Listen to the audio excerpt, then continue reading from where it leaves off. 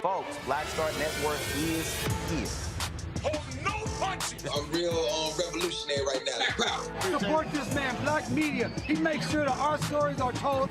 Thank you for being the voice of Black America, Roland. Stay black. I love y'all. All momentum we have now, we have to keep this going. The video looks phenomenal. See, this difference between Black Star Network and Black-owned media and something like CNN. You can't be Black-owned media and be scared. It's time to be smart. Bring your eyeballs home. You dig?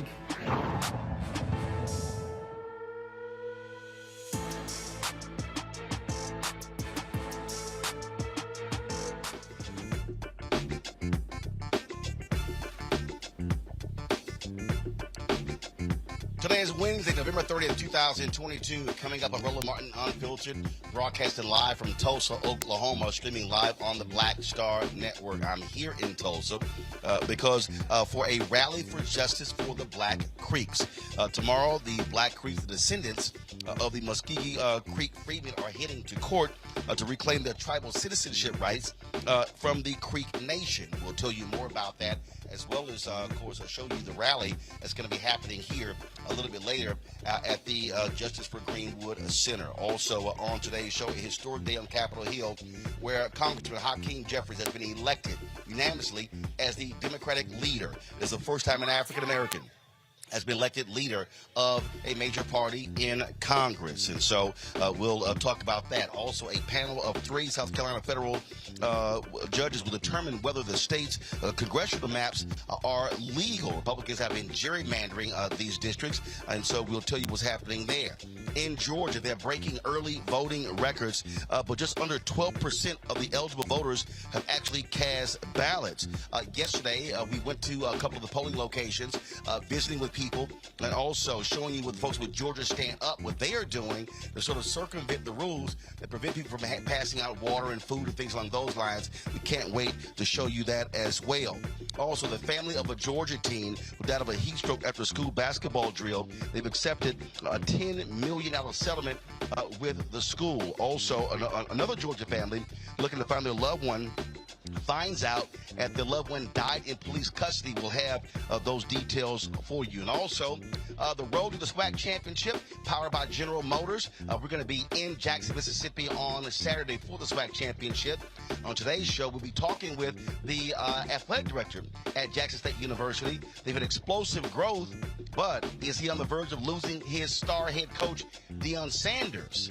We'll talk about all of that right here on Roland Martin Unfiltered on the Black Star Network. It is time to bring the funk. Let's go. He's got it. Whatever the miss, he's on it. Whatever it is, he's got the scoop, the fact, the find. And when it breaks, he's right on time and it's rolling. Best believe he's knowing. Putting it down from sports to news to politics. With entertainment just for kicks, he's rolling.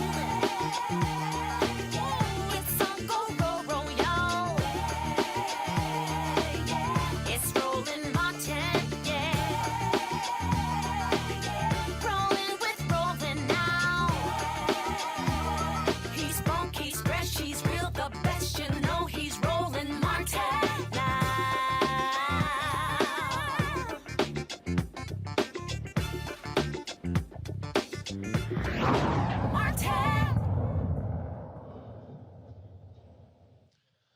Hey, folks, we are here in Tulsa, Oklahoma, where a little bit later there's going to be a rally for the Black Creeks here at the Greenwood Center, the Justice for Greenwood organization.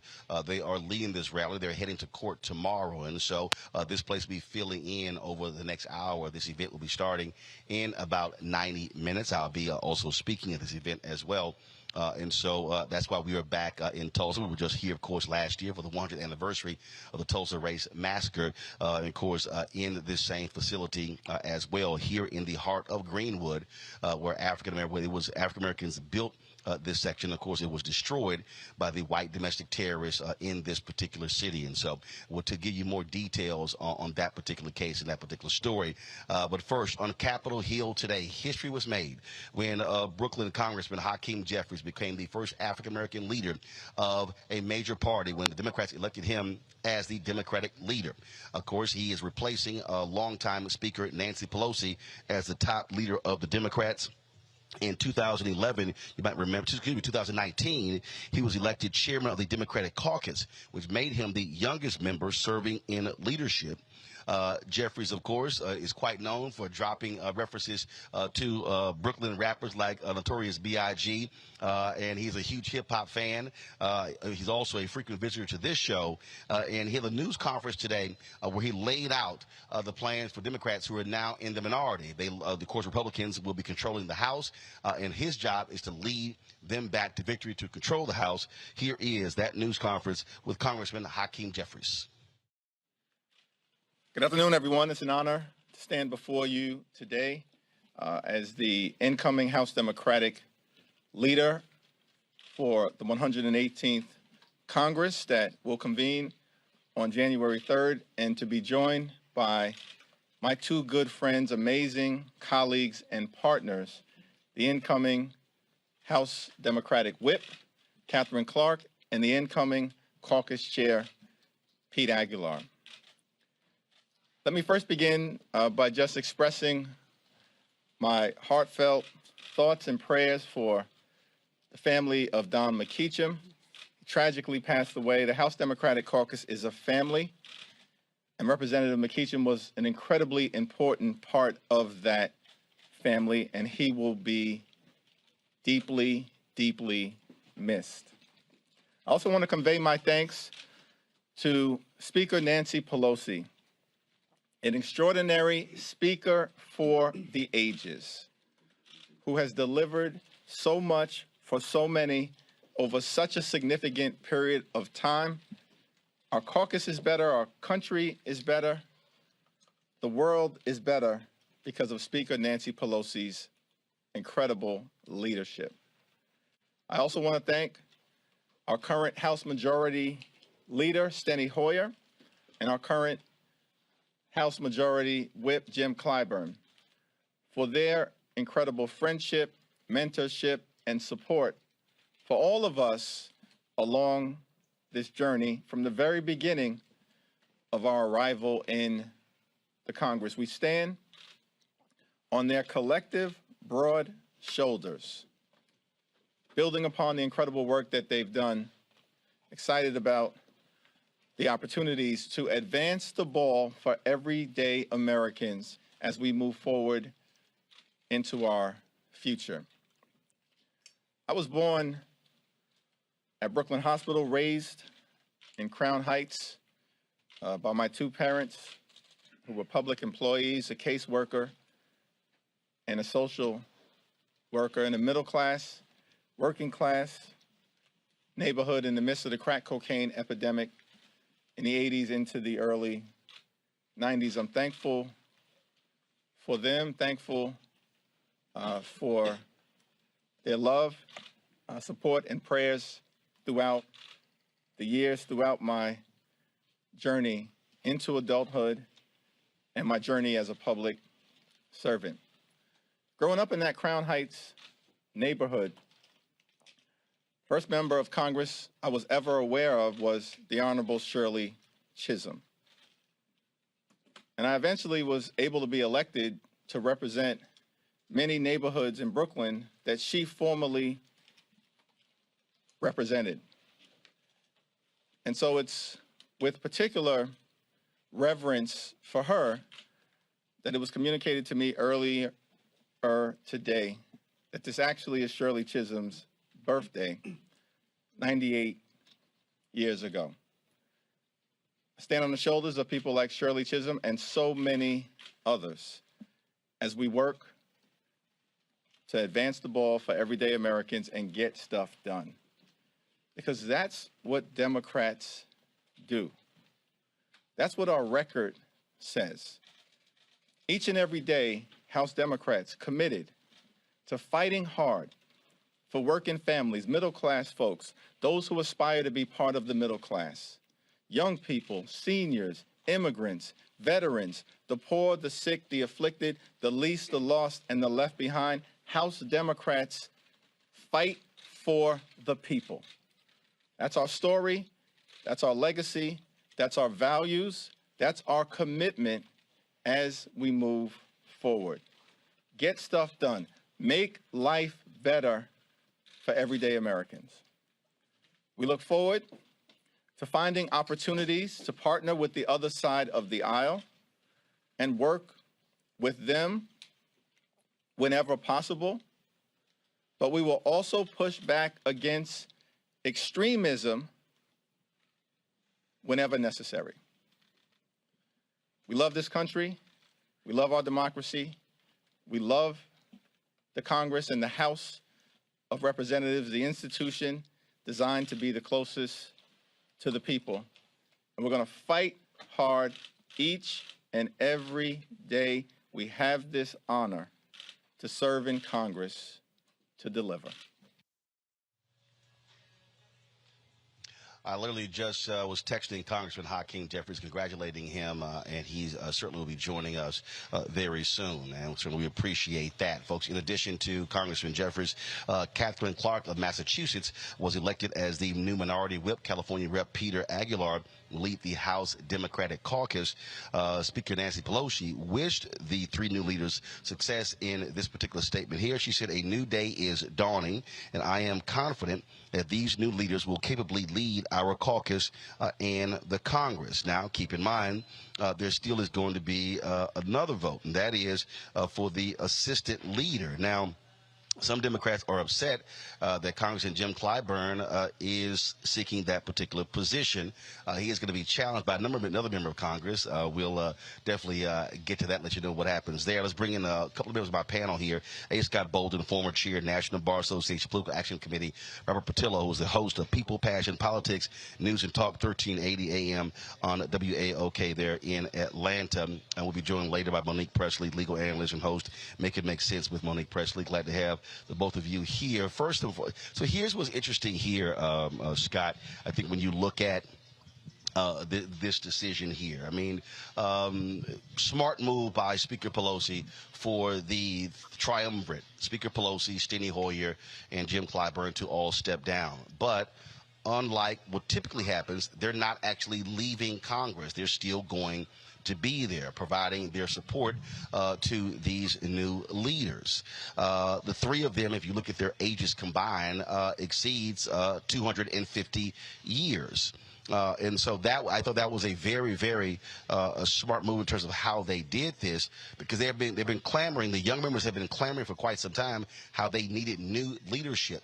And with the Democrats losing control of the House, this clearly was the perfect time to make this type of move to usher in a new leadership. And we talk about new leadership. Hakeem Jeffries is just a couple of years younger. I think he's 53, 52, 53. So when you talk about, when we think about younger in Congress, if you're in your early 50s, you're considered, frankly, a teenager in Congress in terms of how Congress works when it comes to seniority. Yeah, he's a great Kappa man, too. You didn't put that in the profile, but I like the lead-in story. But this deal was set 2 years ago. That's irrelevant to this conversation. Oh, really? Had he been an alpha, that would have been his whole step history and his pledge history in the program. But I digress. Now, this deal was cut. Alphas are relevant. Look out. I love it. Well, congratulations to all three. You know, Roland, this deal was cut 2 years ago when Pelosi and her leadership held on to power. And there were rumblings from the younger generation, the 50-year-old set, if you will, and the 40-year-old set then, that it was their time. But now you have this peaceful transition. You have diverse leadership. Those senior members are still going to be in Congress. And I think you're right. It was the right time. It was a peaceful transition. But that deal had been in the works for 2 years. And the younger folks, the younger elected officials in Congress who were Democrats, performed well against the hostile environment under the Trump administration and extremism on the Hill. And so I'm just so very proud of the Democratic Party for the peaceful transition. It's a diverse leadership group. They've worked together for years, and they're still going to have the senior guys. That's what I like about Clyburn, right? That he's going to run for assistant leadership, but more importantly, that the senior leaders from the last 2, 4 plus 20 years are still there to not interfere, but to advise, support, and to continue to teach and train to the extent possible. And so you won't have that on the Republican side, juxtaposed to the Republicans. You're going to have a big fight whereby McCarthy may need some Democrats. That'll probably never happen, but he may need some Democrats to be the Speaker of the House. We'll have to continue to watch and see what happens there. Robert, Congressional Black Caucus, founded 1971. When you think about that, when you think about Congressman Adam Clayton Powell, Alpha, when you think about Congressman Ron Dellums, one of those founding members, Alpha, and then of course you think about he's so wrong. John He's Conyers. so wrong. He was in another organization. When you think about that, and also that being founded, when you think about, as Congressman Jeffries said today, Shirley Chisholm, today being her birthday, her course talking about unbought and unbossed. When you think about all of these years of the role that black members have played, the reality is, by Jeffries being chosen as the House Democratic leader, if the Democrats are able to retake the House in 2 years, he'll be the first African-American Speaker of the House. There are those out there who might say, oh, well, this is symbolic.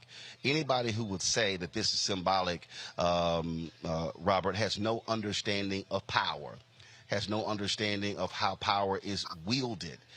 And so to have Jeffries, I mean, and again, I'm just going to go ahead and just say this, Robert. You know, look, we've been trying to get Speaker Nancy Pelosi on this show for years, even go back to my TV One show. It never happened. The fact that Jeffries has often come on this show, I'm sitting here texting him right now, shows you also what happens when you have a black member of Congress in leadership who we in black-owned media actually have access to directly. You're absolutely correct. And for people to think this is just symbolic, remember that let's say Democrats take back the House in 2 years and we have the same presidential ticket in 2024. That means that both the second in line to being president, Kamala Harris, will be an African American. Third in line to being president, if Hakeem Jeffries is Speaker of the House, will be African American. We're talking about an entire new rubric when it comes to the way that American politics is exerted along racial lines. And it's not simply symbolic if they give Hakeem Jeffries the leeway to act as any other minority leader has been able to act, being able to select the committee assignments, being able to work towards what legislation comes to the forefront. Will this be the opportunity if Democrats retake the House in 2 years when we will see a bill on reparations brought before the floor and actually voted upon? We'll see votes on things such as criminal justice reform and voting rights that have some teeth attached to them. So remember, Congress operates slowly. Congress is not meant to operate the way that city council works, the way that your student government associated works. When Nancy Pelosi was Hakeem Jeffries' age, it was the middle of the Gulf War in the early 90s. Family Matters was on TV. TGIF was dominating the ratings. So it takes a while for things to take place. We talked about universal health care for a half century before we got to Obamacare. We've been talking about many of the things that are in the Build Back Better bill for the better part of a half century. but this is absolutely a sign of progress, a sign that elections matter, and a sign that the African American vote is now not just the backbone, but the basis of the Democratic Party. The Democratic Party has to now do elections based upon the idea of, number one, get 90% of the black vote, number two, figure out how to get everybody else. And that gives us massive negotiating power when it comes to the legislative agenda going forward. It's just a matter of whether or not we'll exert it properly. Well, here's the other thing that we also have to think about here, Scott. We often talk about access to the dollars and the resources. Well, what typically happens is the leader has their own political action committee, millions of dollars being raised. So Speaker Nancy Pelosi, in addition to the to the DCCC, she also, as the House leader, is driving that, directing that as well, even though the DCCC has a chairman. Same thing up on the Republican side. But she also has a leadership political action committee, millions of dollars are raised, and is providing those resources on the ground. Now you're going to have Jeffries there. I can tell you, the last several years, I have had direct conversations with Congressman Hakeem Jeffries, who's been very much vocal out there fighting on behalf of black-owned media to make sure we're getting those dollars. Same with Congressman Greg Meeks, who is the CBC Political Action Committee chair as well. And so, again, that's the other deal. This is not a question of we have a seat at the table. No, you now have an African-American who is at the head of the table.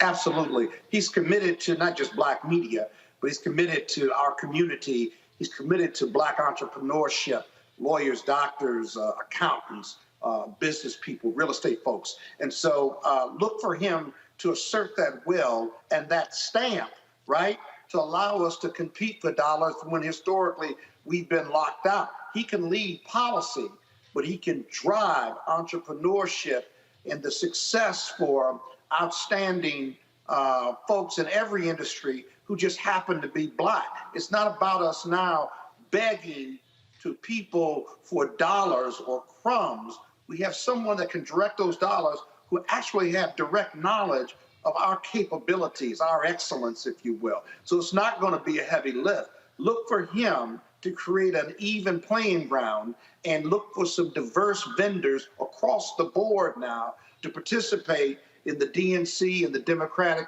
process. It seems like a lot, but he's got to act now, and he will responsibly, and there should not be any pushback, if you will. We've talked about the institutionalization of these political dollars and how it works with black media versus white media and how they lock up these dollars and we're left with crumbs and stuff. We've got to continue to press him, though, and his team to do what he wants to do, what he knows is the right thing to do. We cannot let up on that because those that don't look like us are talking to him and pressing him in the other direction. At least I would presume that. And so our job with him is not done. We have to be assertive. We cannot celebrate and not keep the pressure on him to act in our best interest simply because he shares our interests. Well, that's one of the things that, Robert, and there were people who disagree with me, people who were really upset when President Obama was in the White House. And I don't understand why these people were upset because literally I wrote a piece for Essence magazine before he was even inaugurated saying him simply being inaugurated is not the victory. We must be driving the agenda. And I said, I said we can't be enamored with him being the first black president. We have to remember that he is the 44th president.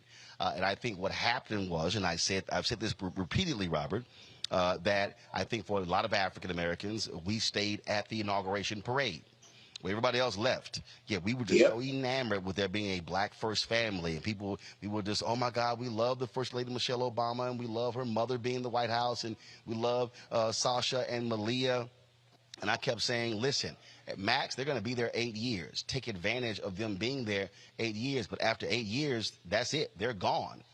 And so I think what we did was, in many ways, black leadership, and they were handcuffed by African Americans in terms of making demands. I remember when the Congressional Black Caucus was making some serious demands of the president, and people got literally mad at them. How dare you How dare you counter the president? Well, so what's going to happen here? Yes, Congressman Hakeem Jeffries is going to be the Democratic leader, but it is a responsibility of African Americans to still demand that our issues be addressed. But that also means folks being mobilized and stay organized in order to do so. You're absolutely correct. Let's go down the list. We had a black vice president, a black minority leader. The White House spokesperson is African American. We got a black woman on the Supreme Court. We got a black woman on the Federal Reserve. UN Secretary is an African American woman. We have the type of legislative power now that anything that we feel that needs to be within our political dossier has to be acknowledged and voted upon. There's not as if Democrats have anywhere else to turn to for votes that are outside of us. We saw during the lame duck session, the bills were just passed yesterday on same-sex marriage and interracial marriage. We saw after the Dobbs decision, we had almost immediately an executive order that codified enacted the federal government to protect abortion rights. So at this point, now the question is, now that we have this level of power, this level of representation, there's not simply a question about having a seat at the table, is what do we order off the menu? And how do we build the type of bipartisan support needed to get some of these things across the finish line? Or do we simply do as Republicans do and say, well, we're going to wait 2 years to try to take back the House to push things through? And also, when it comes to setting those agenda items going into the 2024 election, we can't sit on the sidelines. The entire platform has to be one tilted towards and focused on the African American community, because, as I've said, we are at the table. We have the positions. We're where we're supposed to be. We have the representation we always say we want it. Now it's up to the people to drag it across the finish line. But we have to make them do it. They're there now, but we have to make them do it. And if we fail this time with this black leadership on the Democratic side now into 2024, we have nobody to blame but ourselves. And that doesn't mean it's an adversarial relationship. It is politically constructive, positive, but we are going to push you. Simply agreeing with us isn't enough. We still have to make politicians do what we want them to do. And that issue has no color. It's about the process and political power and making them do what we want them to do or need them to do for the betterment of Black America. Absolutely. All right, folks, got to go to a break. We come back more on Roland Martin Unfiltered from the Greenwood Cultural Center here in Tulsa, Oklahoma, where there's going to be a rally here dealing with the issue of the Black Creeks. And we'll explain exactly what that is all about. Don't forget, download the Black Star Network app, available on all platforms: Apple phone, Android phone, Apple TV, Android TV, Roku, Amazon Fire TV, Xbox One, Samsung Smart TV. You can also support us when it comes to the show. Contribute to us by joining our Bring the Funk fan club, P.O. Box 57196, Washington, D.C. 20037-0196. Cash App is $RM Unfiltered. PayPal is R Martin Unfiltered. Venmo is RM Unfiltered. Zelle is Roland at RolandSMartin.com. Roland at RolandMartinUnfiltered.com. And don't forget a copy of my book, White Fear: How the Browning of America is Making White Folks Lose Their Minds. You can get it at Ben Bella Books, Amazon, Barnes & Noble, Indie Books, Indie Bound, Bookshop, Chapters, Books A Million, Target. Download the copy from Audible. Order from your favorite black bookstore. We'll be right back.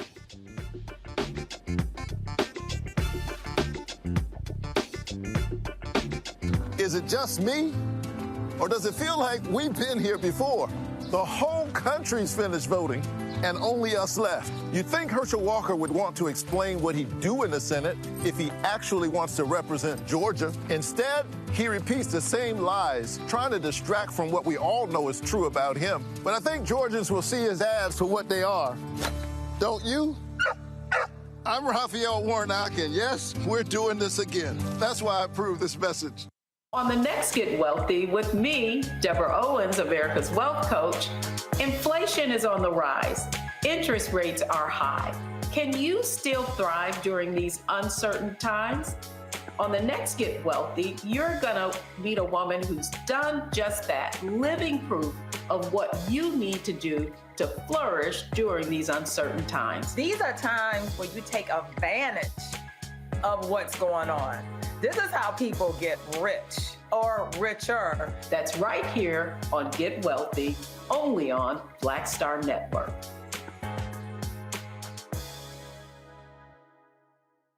Mama always always said all skin folk ain't kinfolk. Georgia, we don't need a senator who's against reparations. Reparations teach separation. Slavery ended over 130 years ago. We don't need this. I am with many police officers. And we sure don't need this. I want to be a leader like him. Walker wants to be like Trump and will fight harder for him than he will for us. We don't need a Walker. Paid for by Black Voters Matter Action PAC, not authorized by any candidate or candidates committee. Hey, I'm Deion Cole from Blackest. What's up? I'm Lance Gross, and you're watching Roland Martin Unfiltered.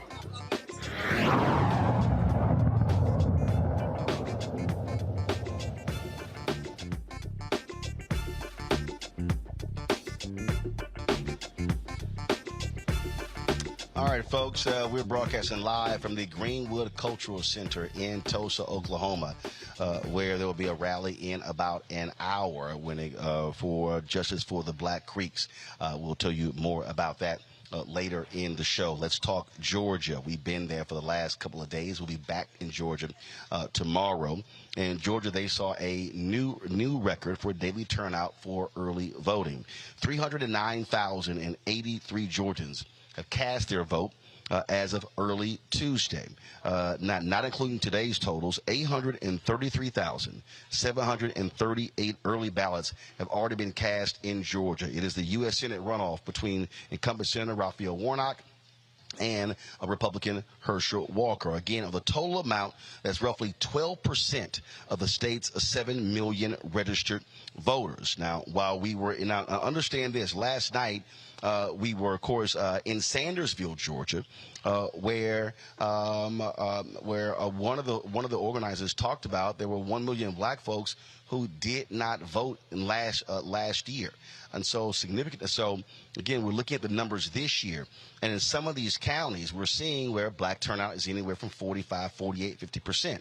You've heard me say consistently that we need black turnout to really be at 65, 70, 75% of eligible voters. Now, while we were in Atlanta yesterday, we saw and spoke to folks who were lined up outside various locations to actual vote. This here is South DeKalb Mall, the video you're seeing right now, where we got there. There were folks who were in the lines, and then of course, then we visited Metropolitan Library, which is a prominent location in Atlanta, where a number of people actually voted. If we can go to that video, the next video, please.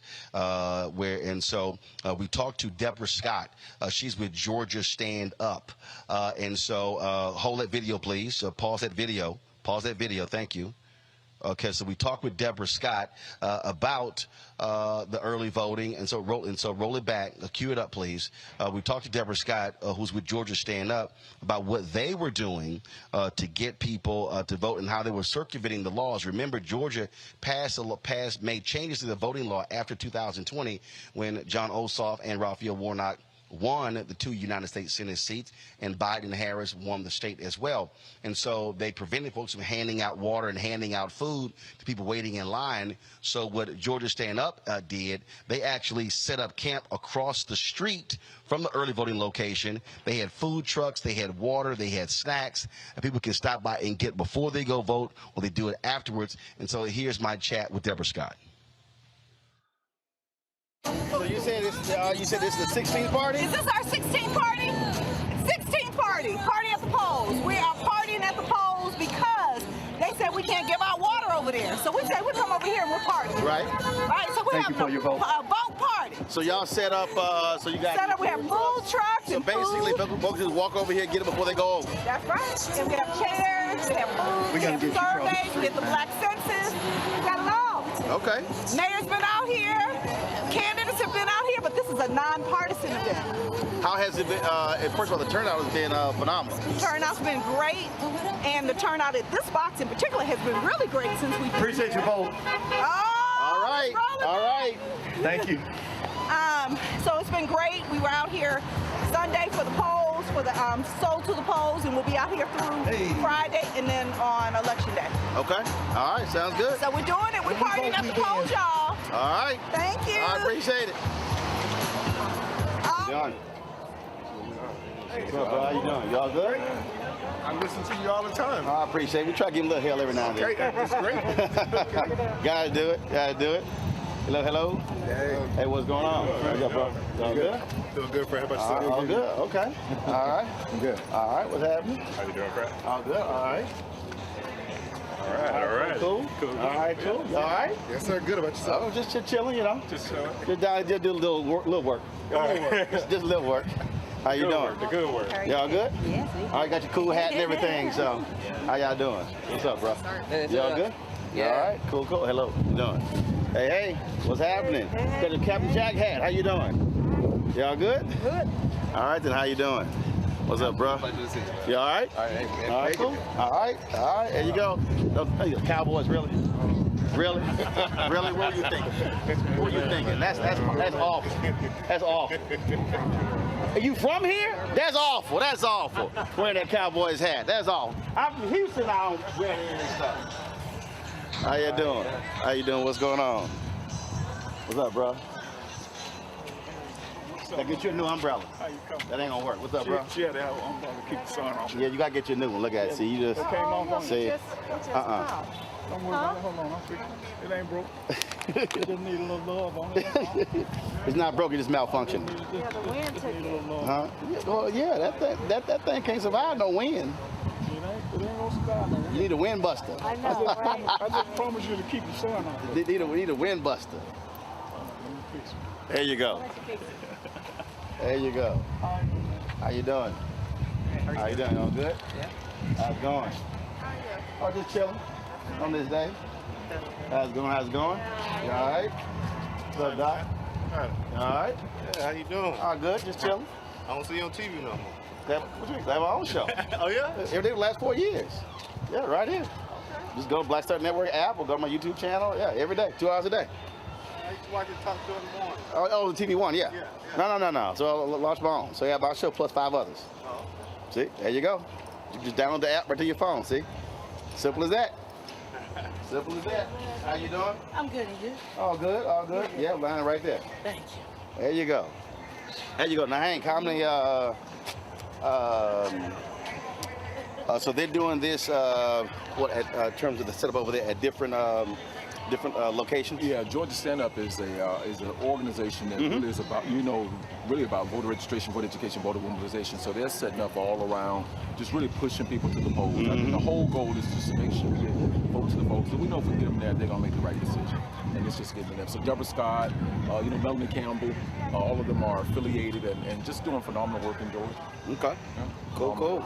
And they've been, so they started Saturday? They started Saturday, and they'll go up until Tuesday. They'll be right here up until Tuesday, just, again, encouraging people to get out and stand in lines of, whether maybe bring something to cover over their head. I mean, just whatever they need to support the people so they can actually, the end result is getting decided. And, because I remember we were here two years ago, and I think OSOF may have voted here, something along those lines. So this is probably one of the more popular locations? Historical. As a matter of fact, the mayor voted here on Saturday. Ambassador Andrew Young voted here on Saturday. Just several people, Sue Ross, just a whole lot of people. And this is where they come and they cast their vote this year for the runoff. Okay. All right. Cool. All right. Sounds good. Thank you for coming out. All right, man. Appreciate it. Hey, Robert, I'll start with you. I mean, folks like Georgia Stand Up and other organizations, I mean, they really are, Black Voters Matter, if you name it. I mean, they really are on the ground, doing the grunt work, not just hoping people turn out, but encouraging people. When we were in Sandersville last night, one of the women said, she said the number of people who've knocked on her door is unbelievable. The Warnock campaign really understands that you can't focus just on Atlanta.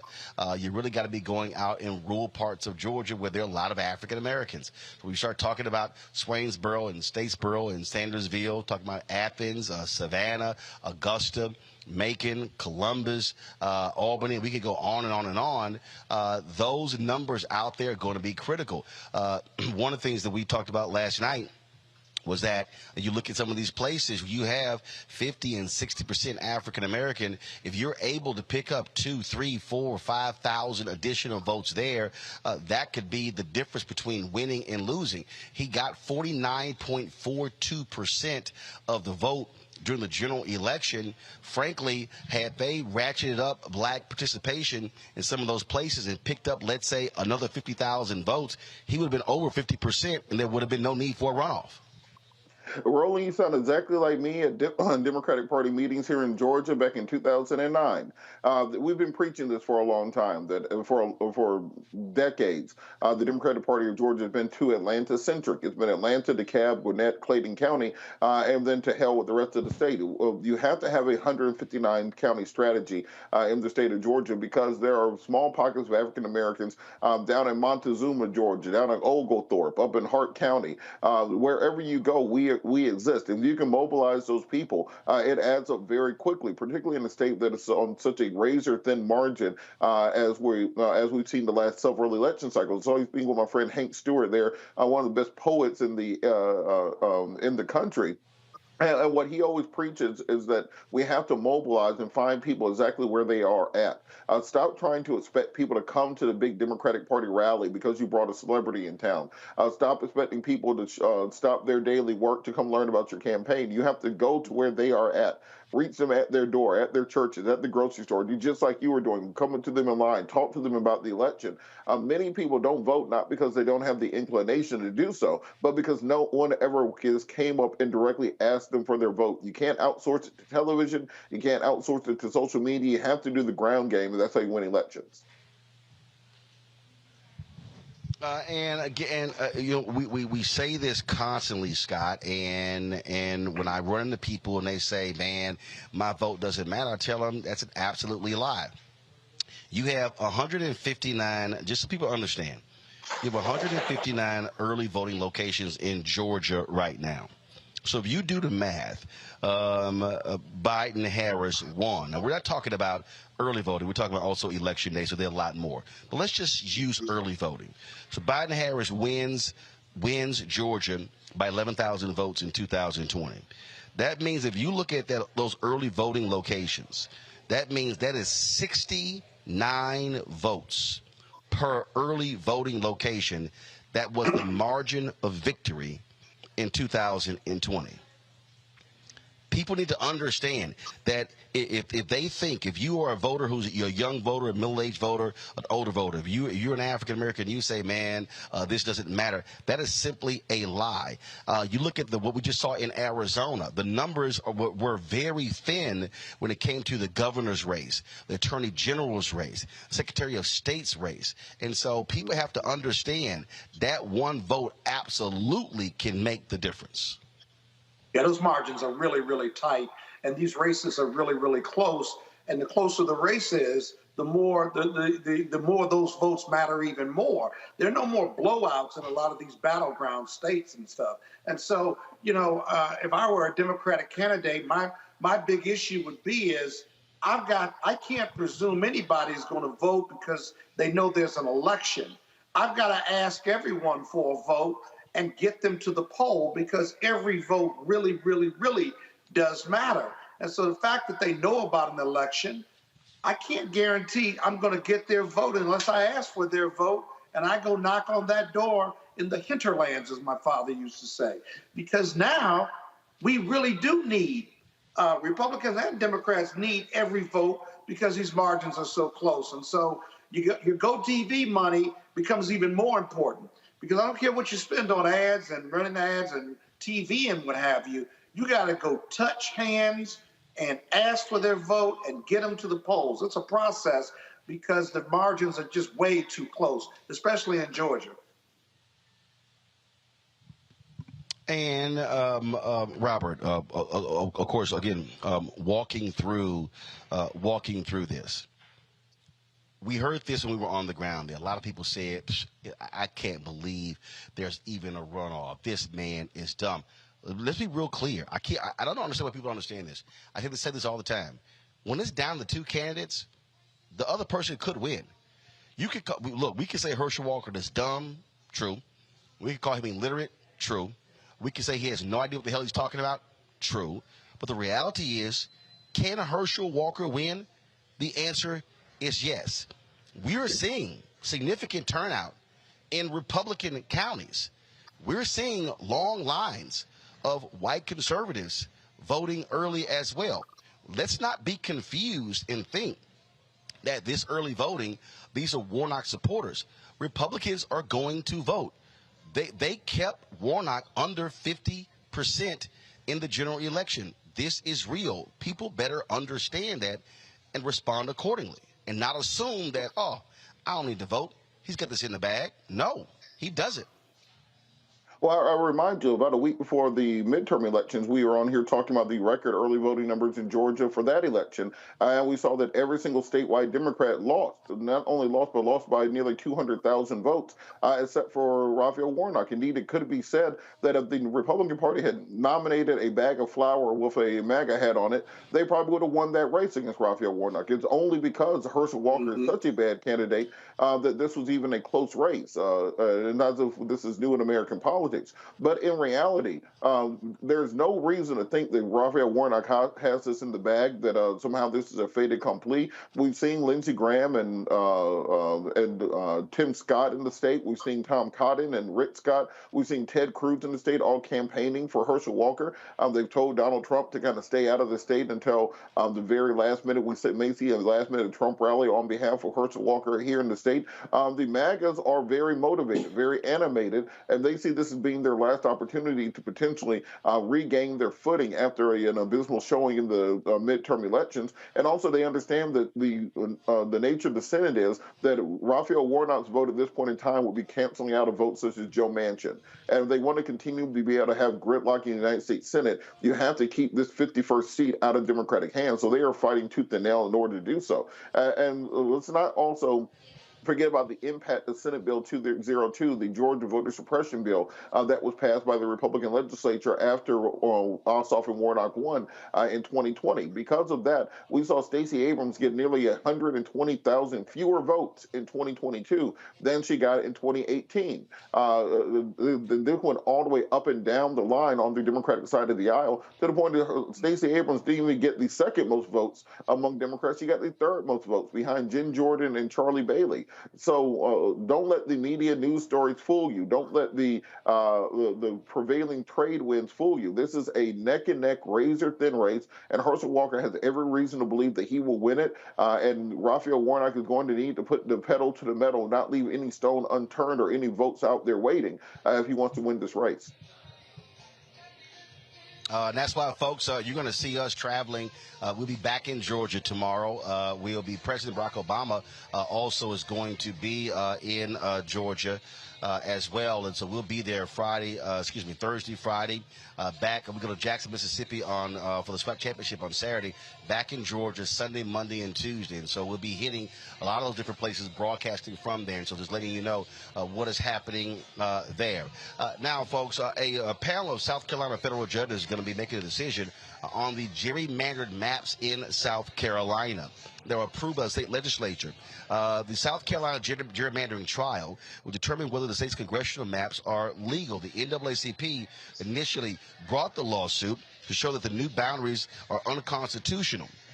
And what they did was they unconstitutionally split black voters between the 1st, 2nd, and the 5th districts by packing them all into the 6th district, which has 80% of black voters. The lawsuit is the first time South Carolina's maps have been challenged since the U.S. Supreme Court changed a part of the 1965 voting rights law and requires South Carolina to get federal approval to protect against discriminatory redistricting proposals. Now, if the court rules the U.S. House maps are illegal, the judges could order lawmakers to redraw all or parts of the congressional maps, and special elections could be requested. Now, the thing here, Scott, that people have to realize, so what they did was they took black voters out of these other 3 districts, and they moved them into the district of Congressman Jim Clyburn that's already super black. And so for the person out there understanding who's listening, what they have to realize by doing that, what they are effectively doing is decreasing black power by saying, oh, we're going to move y'all to a black district. Oh, that's guaranteed. And then making it easier for white Republicans to win in the other congressional districts. Yeah, so you only win one of the 7 districts. And then the argument for those who are proponents of dumping black voters into one district is we gave them their own district. And we're not diluting their vote. We're empowering their vote because they're all in one district and they're guaranteed 1 seat. Well, wait a minute. We could be guaranteed 2 or 3 or 4 seats if you didn't dump us, do a black voter dump into one district that was already black. And so other courts of appeals and state Supreme Courts have struck this down as being unconstitutional and even racist. And so the alternative is to have a balanced number of black voters in districts where they are naturally where they live, if you will, to put some balance in those other districts. Dumping black votes isn't the answer. In fact, it's worse because you could have 3 or 4 black or Hispanic votes for elected officials if they were 20 or 30 or 40% black in District 6 or in District 4. And so it'll be interesting to see what the South Carolina does with this. But it's on its face, in my opinion, is unconstitutional and racist. The thing here, Robert, and again, for people who don't quite understand how these things work, congressional districts are made up of about 700,000 people. So if you're able to shift 20, 30, 40,000 black voters out of a district and move them into the 6th congressional district of Congressman Jim Clyburn, then what they're calculating is, then we know those are likely going to be Democratic voters, so we're making the districts more red. That's what Republicans do. And so this is where packing comes in. We've seen this historically in Alabama and other places as well, and this is how they dilute black power. And see, there's some people who think, well, wait a minute, this guarantees we're going to have a black member of Congress. You can have a black member of Congress anyway because the district is 80% black.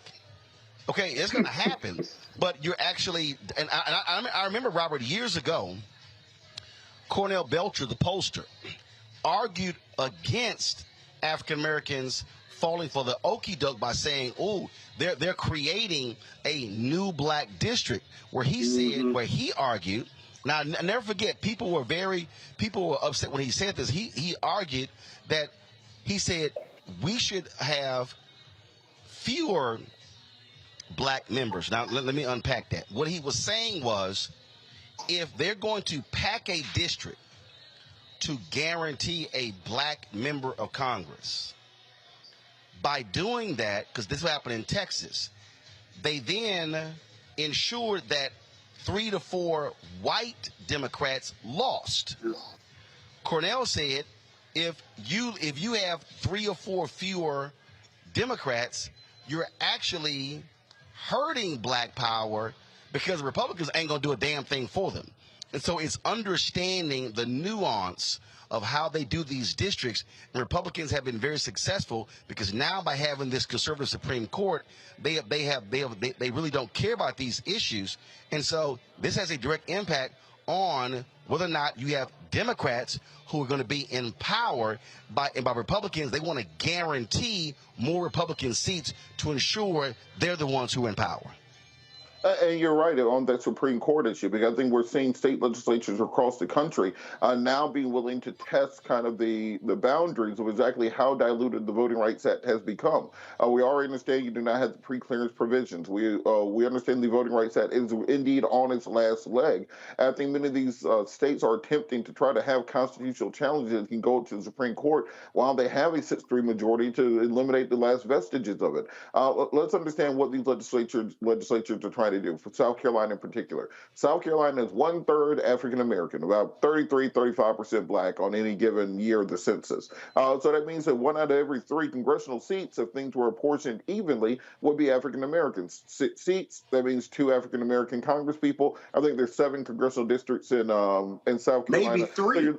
Yeah, so you're looking at 2 to 3 seats in a jurisdiction of that nature. But by packing all the black voters into one district, you end up creating a situation where you have one African-American congressperson, one Democratic district in the state, and then the other 6 are allowed to be white, supermajority white districts, which nets them an extra 1 to 2 congressional seats. Think about how tight that race for control of the United States House of Representatives was. In reality, the Republicans won the majority based off of gerrymandering by creating 3 new seats in the state of Florida, by Democrats not creating new seats for themselves in the state of New York. That really was the margin by which Republicans won. It's not so much that people switched and swung to the Republican Party, is that the state legislatures were able to create new seats for them in order for them to get control of the House, which gives them the Speaker of the House seat, which allows them to control congressional hearings, congressional investigations into Hunter Biden, etc. So if you don't think that these kind of pecuniary issues of line drawing are significant,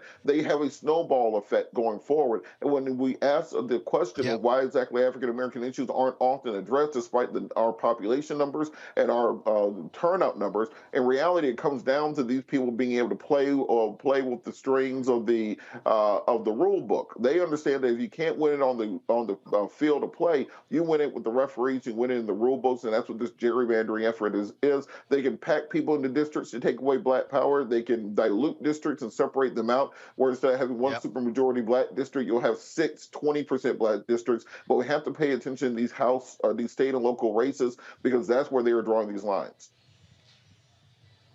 So here's the deal, Scott. I think the map is Republicans will have 222 seats in the U.S. House of Representatives. So you need 218 to control the House. So that means they pick that's really plus 5. And so you look at what Governor Ron DeSantis did in Florida. So he overruled the Republican legislature. He created these illegal districts, and then the courts did not stop them from moving forward. They allowed them to move forward. So Republicans picked up anywhere from 3 to 4 seats. So the margin was right there. So that's 3 to 4. So now let's do the math. Remember, you also have in Louisiana where the courts rule that there should have been a minority district created in Louisiana. The court stopped that. That's now, so let's just say 4 in Florida. That's now 1 there in Louisiana. Now we're at 5. The courts rule there should be a new black district in Alabama. The courts, the Supreme Court stopped that. That's 6. You also saw them gerrymander seats in Texas when they had the last census because of the infusion of with the population shift there. Republicans created largely Republican districts and not Democratic districts. That was around 3 or 4. We're now at 10. So that is so we're not even talking about the South Carolina. And we're not talking about what they did, how they split Nashville into 4, took Nashville, where they had Nashville had their own member of Congress. They split Nashville into 4 congressional districts to ensure Republicans will pick up that one. Now we're at 11. So what Republicans have done is they have basically stolen, if you will, 11 districts. Now, let's now go to New York. Well, what do Democrats do? Democrats tried to do what Republicans did and gerrymander these particular districts. Well, they got sloppy with it. The Supreme Court knocked them down, and so Republicans were able to pick up about 4 seats there. We're now at 15. So what we're talking about here, and we haven't even gotten to the gerrymandering in Pennsylvania and Wisconsin. And remember, the Supreme Court said, oh, we can't rule on political gerrymandering, but they can't rule on racial gerrymandering. So the South Carolina lawsuit is racial gerrymandering. So we're talking about, when you look at the maps here, Republicans have actually gotten about 15, maybe as many as 20 seats by utilizing cracking and packing. That's how they've been able to be competitive. So Scott and Robert, when people talk about, these races are tight, no, the reality is, like even in Wisconsin, more people are voting Democrat, but they actually gerrymandered where they actually are staying in control. Democrats really should have a 15-seat majority consistently in the U.S. House if it were not for Republicans controlling state legislatures, and then they're the ones who control the maps. Scott, then Robert. It was huge between 2008 and 2012 because I believe in 2008 or 2012, the Democrats lost several House seats, several state House seats, several state representative seats, and really the Democrats have never recovered. The Republicans know they've got a gerrymander. Their policies are not popular. They're not popular with the voters. And these elections are popularity contests. There's no litmus test in the Constitution for how you can run or whether you can run. There's no intelligent quotient. And so all you have to do is be popular. But the Republicans' policies are not popular.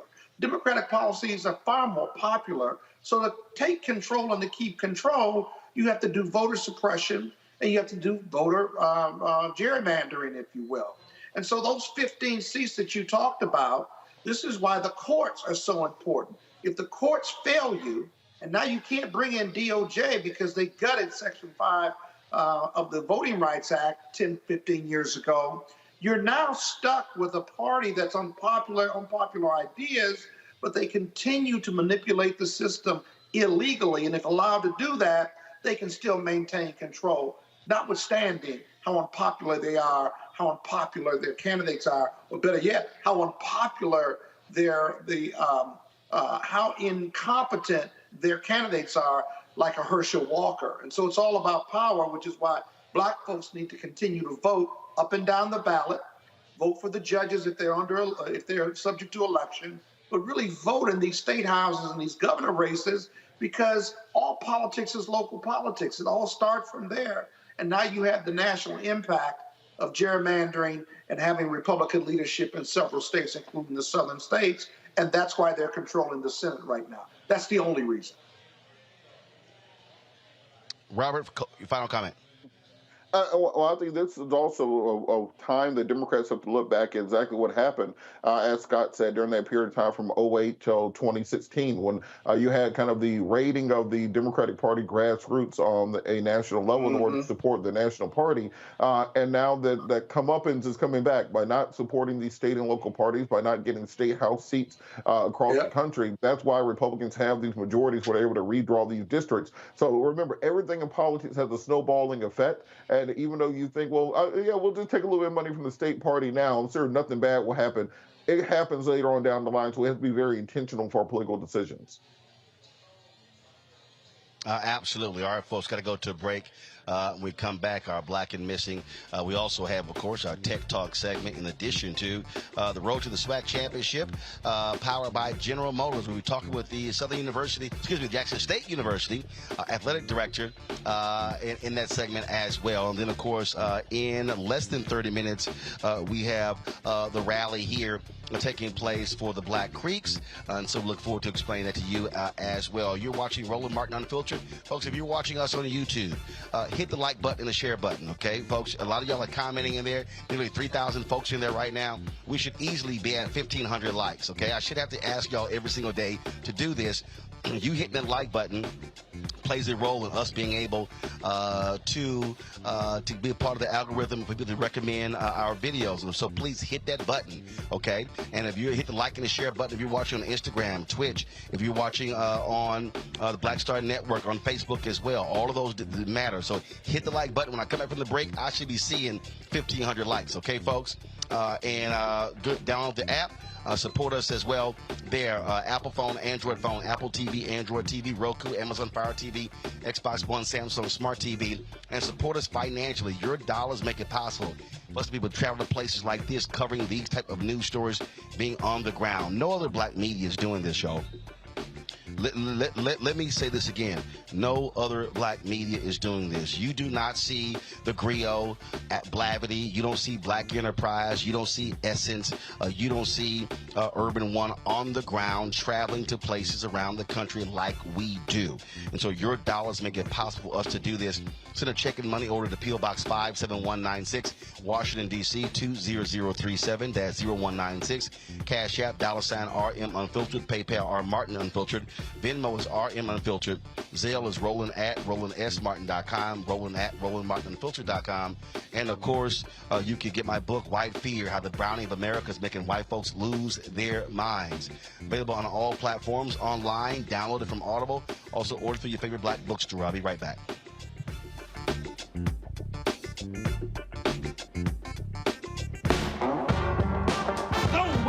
November 8th. We can vote today, y'all. Early vote started this week. On Savannah State University's campus, we will be dorm storming today, giving out treats for everyone. We hope to see everyone at the polls when it comes to November. If you believe we got power, let them know. Make some noise. Put a fist up. I need to see a fist in the air because we got power. Come on, you put it up. Come get your shirt. We're out here in the streets of Savannah, Georgia. James, do not forget to go vote. I got you. If we vote the right people in, we can make a change. We can get these resources in our community. I am a woman, and it is important that we have the say-so of what we want to do with our bodies. We're concentrating on entrepreneurism, providing young people with resources and training that they need in order to change their trajectories. We want Black down. Democracy is on the ballot. Voting rights is on the ballot. Voting suppression is on the ballot. I am most passionate about those three combined because they all impact each other. Savannah is my home. I care about my community, and I care about representation in my community.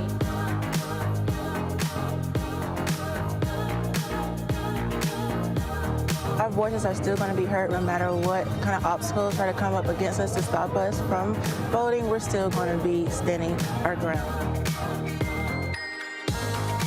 I see the effort that's being made to keep our communities from voting, so that makes me realize it's even more important, because if it wasn't important, they wouldn't be fighting to make sure we couldn't vote. This doesn't stop this year. This is a forever movement. We're going to exert our power as a people, walk in our rightful place. We're going to change our communities, fight for our communities, and build our communities.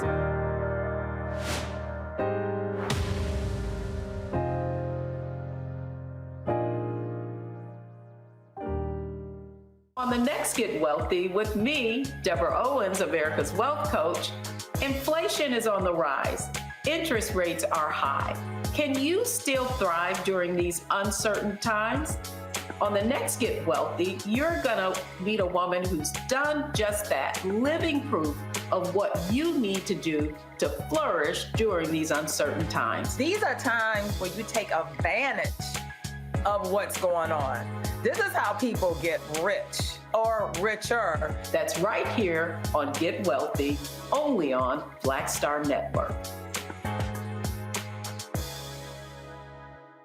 Next on the Black Table with me, Greg Carr, we welcome the Black Star Network's very own Roland Martin, who joins us to talk about his new book, White Fear, How the Browning of America is Making White Folks Lose Their Minds.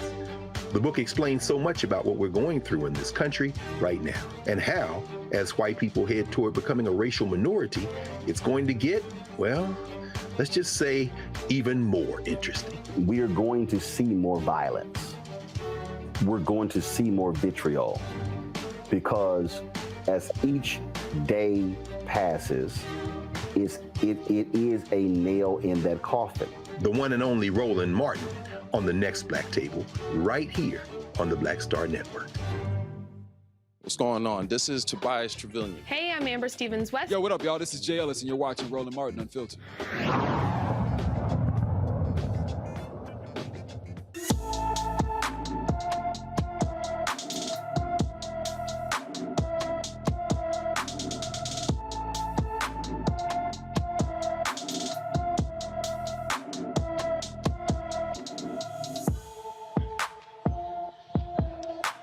We told you about Imani Gomes earlier this year. Unfortunately, the search for her continues since she was seen in Washington, D.C., last seen on January 14th. The now 16-year-old is 5 feet 4 inches tall, weighs 135 pounds, with brown eyes and black hair. She was last seen wearing a black jacket, orange and gray ski pants, and orange and white sneakers. Anyone with information about Imani Gomes should call the Metropolitan Police Department at 202-727-9099, 202-727-9099. The Georgia family of a teen who died during a high school basketball practice is getting the highest settlement of its kind. Imani Bell's family reached a $10 million settlement with the Clayton County Public Schools. Imani was a 16-year-old elite Scholars Academy junior. She died of a heart attack due to heat exertion after she was mandated to attend an outdoor varsity basketball conditioning drill in 2019 in extreme heat. The Elite Sports Academy Gymnasium is also going to be renamed in Imani's honor. 2 coaches are facing murder charges related to Imani's death. Staying in Georgia, a Georgia family spent days looking for their missing family member, only to find out he died in the Clayton County Jail. Terry Lee Thurman disappeared on Thanksgiving Day. Thurman's family searched for him because he suffered from mental illnesses and often did not take his medication. The family was informed that he had passed away after being arrested for trespassing at Hartsfield-Jackson International Airport. The medical examiner's office report states that Thurman jumped over a railing between 8 and 9 feet high and tried to flee. Officers then tased and held Thurman face down for 10 to 15 minutes. Shortly after, he became unresponsive.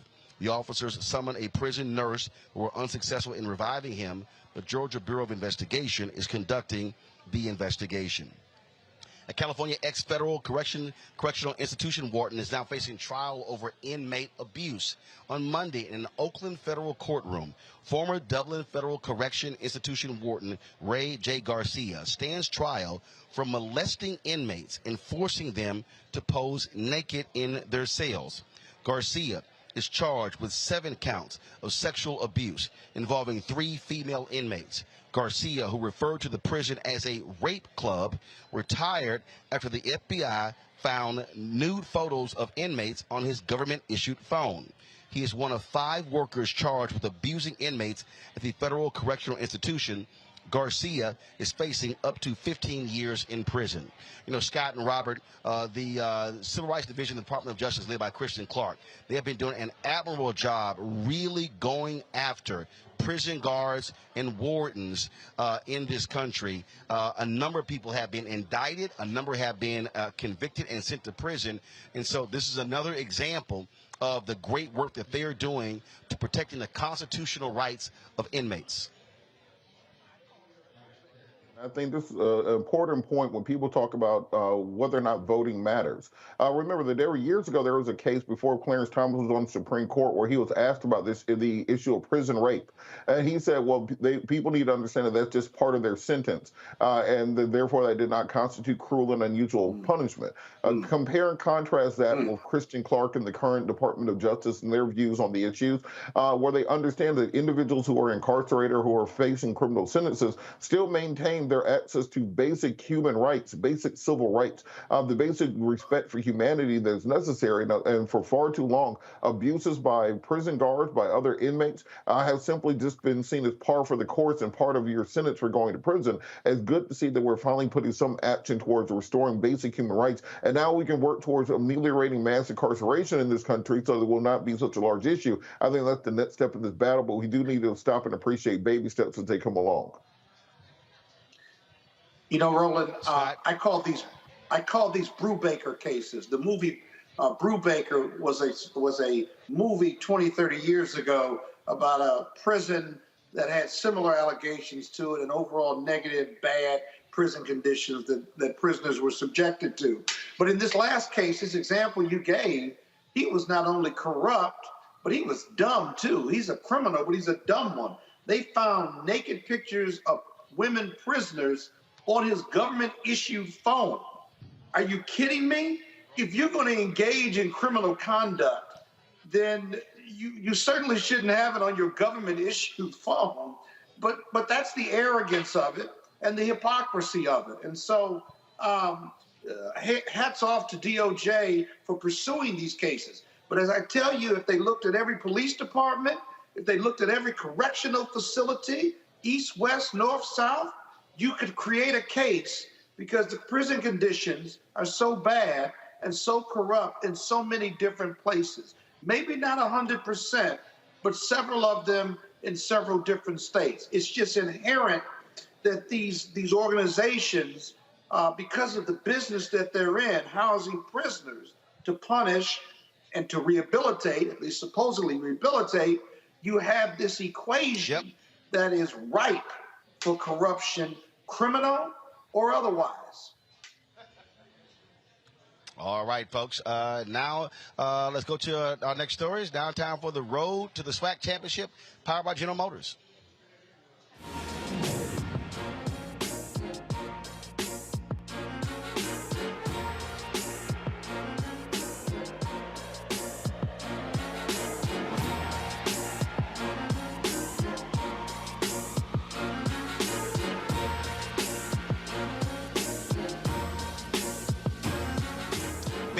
On Saturday between Jackson State and Southern University, taking place in Jackson, Mississippi, pitting JSU versus Southern for the SWAC championship, and whoever wins goes to the Celebration Bowl in Atlanta. Roman Banks is the athletic director at Southern University, joins us right now.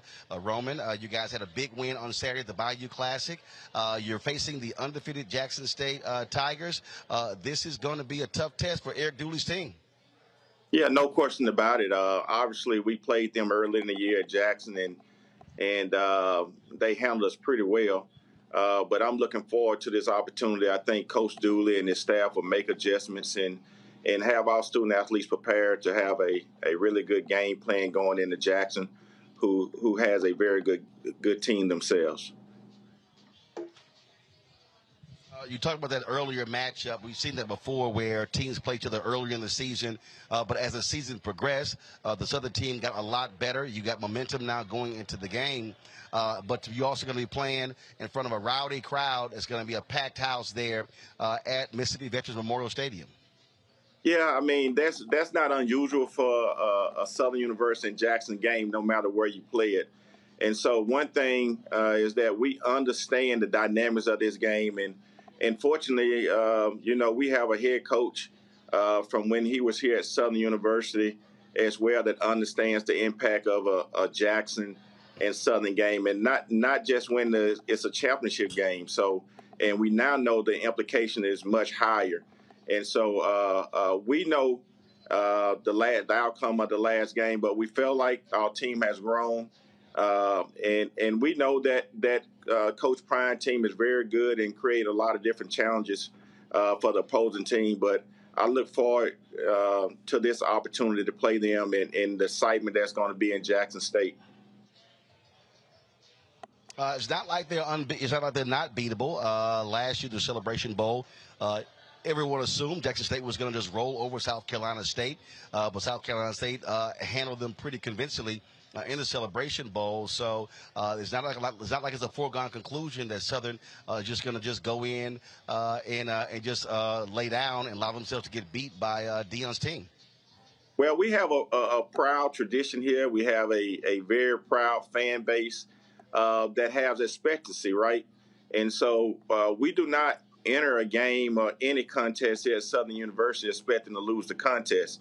And so our fan base would travel up there along with our team, and we expect to challenge this team, and we expect that our leaders of that program, Coach Dooley and his staff, will have the team prepared for this contest. I mean, you can't go backwards. So we know what happened the last time, and we think that we have gotten better, and we will continue to get better. And so I feel like that we can have a different outcome with this opportunity. One of the things that we have seen again is the interest, the resurgence of HBCUs, and post George Floyd's death, funds, donations that have actually gone up, enrollment gone up. Now we also see, of course, the attention that Deion brought to the conference. Dooley become the head coach. I love him rocking his ascot. You look at the other coaches that have been added to the SWAC as well. I saw a story today that showed that the ratings were very solid for the Bayou Classic that took place on Saturday between Grambling and Southern. Some 720,000 folks watched. And the thing that I've been saying, and this is not just when it comes to football, that the African Americans, we are trendsetters. People are watching, and we need to be paid appropriately for our content, for what is going on. We should be demanding, a fair value from advertisers out there, from sponsors out there. It should not be a black tax. And so I think that's a perfect example that when we put on very good products, our eyeballs come with it, and so we should be compensated fairly for it. And that really should be the state of mind, not just for HBCUs and athletics, but in every aspect, whether it's the business school, the communication school, the engineering school, all of those different things. That's really where we are. And so those ratings on Saturday is a perfect example of what should be happening with HBCUs and then being monetarily compensated for when we reward networks with our eyeballs. Yeah, you're exactly right. I think that we have a trend in power. And I think as it relates to HBCUs right now, we have an opportunity to once again take our rightful place. I think what's important is that you have to have the right stakeholders in the room when you start talking about taking advantage of this opportunity. And I give you an example of what I'm saying. I cannot go in and teach a chemistry class. That's not my expertise. And so while we are defining ourselves and redefining ourselves and making sure that everyone gets the maximum what's deserved, we have to have the right voices when it's time to have the right voices in at the table. And if we don't take advantage of that, then we won't get we really won't get what we deserve to get, and it's not what we deserve, but what we're rightfully supposed to have. And so I think that we have come to this moment in time right now where we can take advantage of our opportunities. I think some people think we have arrived yet and that we're there, but I think this is the time to take advantage of it, and we can move further in society and move further as an HBCU, and in my case, further in the athletic realm as it relates to sponsors, TV deals, name, image, and likeness, and those things alike. Absolutely. And so we will be there on Saturday. We'll be in the General Motors activation there, broadcasting the pregame show. Look forward to all of the excitement that will be taking place there in Jackson, Mississippi. And here's what I find to be interesting. A lot of people, obviously, they're talking about the halftime show, but here's a perfect example, Roman, where people are having more conversations about the fourth quarter as opposed to the fifth quarter. And I think that is important. They're paying attention to the product on the field and not just the halftime show. No question about it. I mean, that fourth quarter right now, that means that this game is impactful. Traditionally, it's a great game. And so the buzz is out there. And I think that when we get to Veterans Stadium, it's going to be 40, 50,000 plus. And so I'm looking for us to represent our fan base well. I'm sure Jackson State going to represent themselves well. And I'm looking to see at the end of the fourth quarter what that score looked like. All right, totally understand. And I will say this here, y'all go to my Instagram page. I love Grambling, but Roman had the best after party after the Bayou Classic. I was there for the second year in a row, and so it was lit. And you brought in a brass band, the Truth brass band, who did a great 15-minute performance. So that was and you led them in. So that was awesome. That was a celebration victory right there. That's called partying with a purpose. Overtime with Coach Roman Banks, fundraiser everywhere we go. All right, then. Roman, I appreciate it. Thanks a lot. Good luck to your Southern team, your Southern Jaguars, on Saturday in the SWAC Championship. Yeah, remember, I'm going to be watching what you're wearing. Well, I haven't got with the tailor. I'm on the road here in Tulsa. I'm going to be back in Georgia, so I couldn't get my Grambling shirt cut in half and then the Southern stitch. So it probably will be a Roland Martin Unfiltered shirt, so I'll be neutral. I got you a goodie bag coming. Have a good day. I got you. I appreciate it, Roman. Thanks a lot.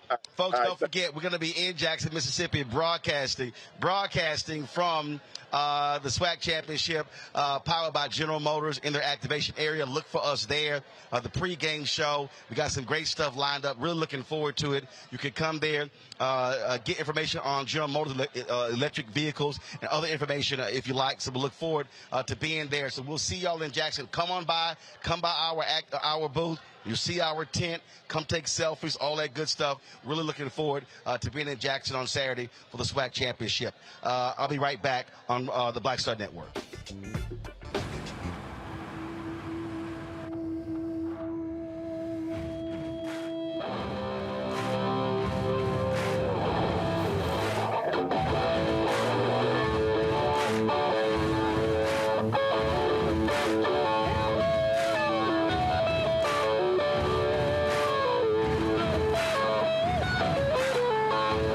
GMC Sierra, premium and capable.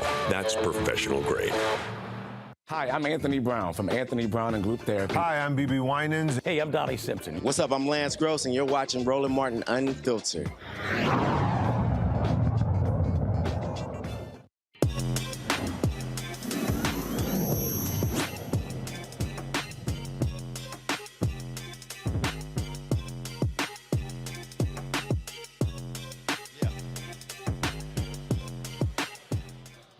All right, folks, we all need help controlling our finances. Less than 25% of us are consistently saving a portion of our income. The Bro Capital app was created specifically for black men seeking help getting control of their money. Joining me now is the co-founder of the fintech company, Roz Hassan, to explain the app and how it works to support black millennials. Roz, glad to have you on the show. Why specifically black men?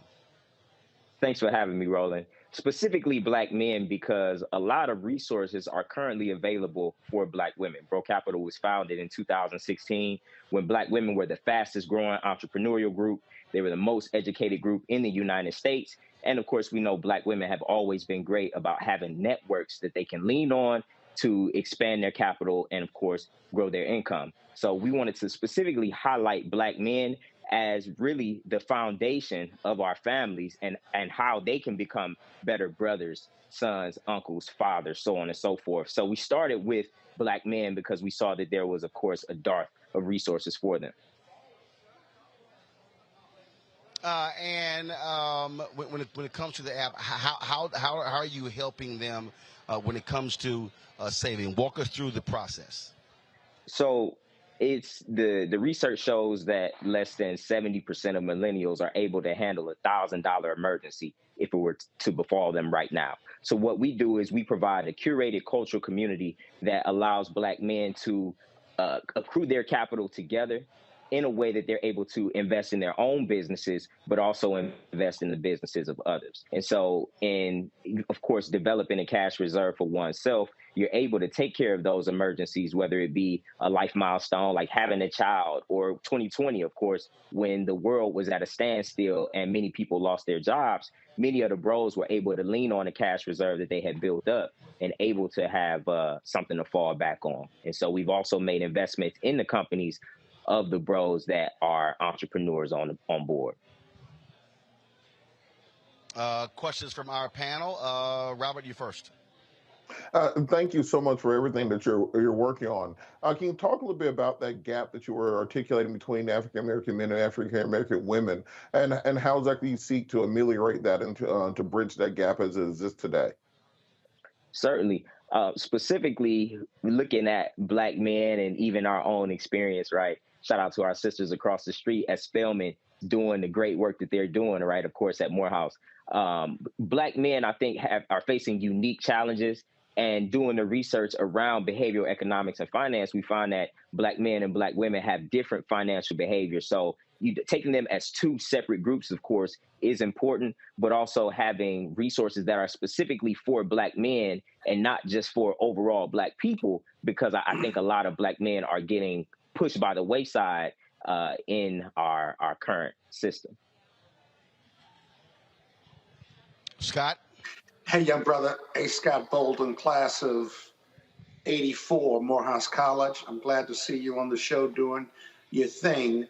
What are your measurements for success with this app and this technology fusing with culture? How do you measure your success, and what are those particulars? That's a great question. So we actually stand on 3 pillars of community, education, and of course, finance, right? If you have money but don't have the network and the education to be able to make moves, but of course, if you are, you have the education, but you don't have the money, right? So the education, the community, and of course, the finance, those are the 3 pillars. Now, we've also created or come up with our own model of financial wellness, because there's the financial literacy portion, and then there's financial freedom. And then there's, of course, this chasm in the middle where we like to work with about financial wellness, right? And of course, how do we tell if one is financially well? And of course, there are 4 components. The first is being able to take care of your basic needs. And so with Bro Capital, being able to give guys jobs or be able to provide a network where they're able to get income, right? That's important, to be able to take care of your basic needs. The second thing is, can you handle $1,000 emergency? So developing a cash reserve, right? Even before we get into investing, I know that's not the sexy part that everybody wants to talk about, but saving is an important part of wealth building, right? And being able to handle a $1,000 emergency. That third component, of course, is, are you able to take advantage of financial opportunities as they present themselves? And then that fourth piece is your closest acquaintances and their ability to take care of their basic needs, $1,000 emergency, and of course, invest in opportunities as they present themselves. So with Bro Capital, we're providing an ecosystem, of course, that facilitates financial wellness.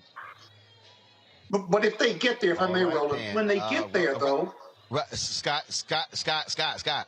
I got to go. The reason I got to go because the rally here in Tulsa literally is the way for us to finish the show before they start the rally. So it doesn't matter. It does not matter. We got to go. Folks, check out the Bro Capital app. Pull the information up on. No, I'm trying to explain to you. They literally are waiting on us to finish before they start the rally. We're supposed to start at 6:30, and it is 6:37. That's right. Yeah, you call them. Call your Morehouse brothers. See, y'all trying to run your mouth. You got one question. You ask your one question. Roz, I appreciate it. Information. Connect with Bro Capital on Instagram, BREAUX Capital, Facebook and Twitter as well. Congratulations on the app. Thanks a lot, bro. Thank you. You have a good night.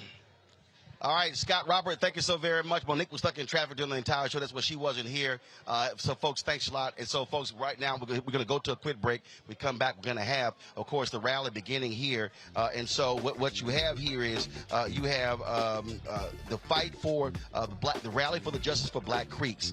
They are descendants of the Muscogee Creek Freedmen. They're heading to court tomorrow to reclaim their tribal citizenship rights in the Creek Nation. They're going to sue. They were supposed to be recognized by this Native American tribe, but they have been blocked in doing so. They're going to court fighting for their rights. And so this rally tonight is about really the lead up to that. And so we're going to be broadcasting this live right here on the Black Star Network. So going to a break, and we'll be right back here from the Greenwood Cultural Center in Tulsa, Oklahoma. You're watching Roland Martin Unfiltered on the Black Star Network. On a next, A Balanced Life with me, Dr. Jackie, 'tis the season, tree trimming, party going, and gift giving. And I don't know about you, but for me, sometimes it can be overwhelming, and sometimes it's just downright exhausting. Surviving the holiday season, we've got tips for you for staying sane, solvent, striving, and thriving, and sometimes keeping a little money in your pocket. 2 things just out of the gate. Set boundaries and set a budget. On a next, A Balanced Life right here on Black Star Network with me, Dr. Jackie. What's up, y'all? I'm Will Packer. Everybody, it's your man, Fred Hammond. Hi, my name is Brescia Webb, and you're watching Roland Martin Unfiltered. And, well, I like a nice filter usually, but we can be unfiltered.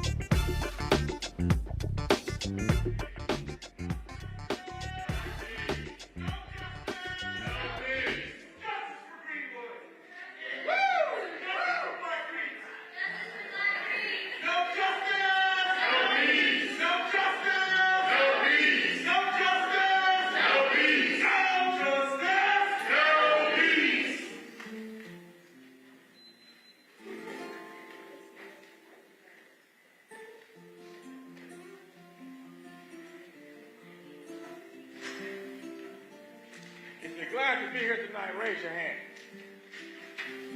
I'll repeat. If you're glad to be here tonight, raise your hand. We're here tonight to celebrate. We're going to sing tonight the Hallelujah song. Those of you who are familiar with, join in. Hallelujah, Yahweh God the Hallelujah, Hallelujah, Yahweh God the Hallelujah. Make us so pogi, may mona pogi, Hallelujah. Make us so pogi, may mona goki, Hallelujah. Akaso pogi, may mona pogi, Hallelujah. Akaso pogi, may mona boki, Hallelujah. Everybody, Hallelujah. Yahweh God the Hallelujah, Hallelujah, Yahweh God the Hallelujah, Amen.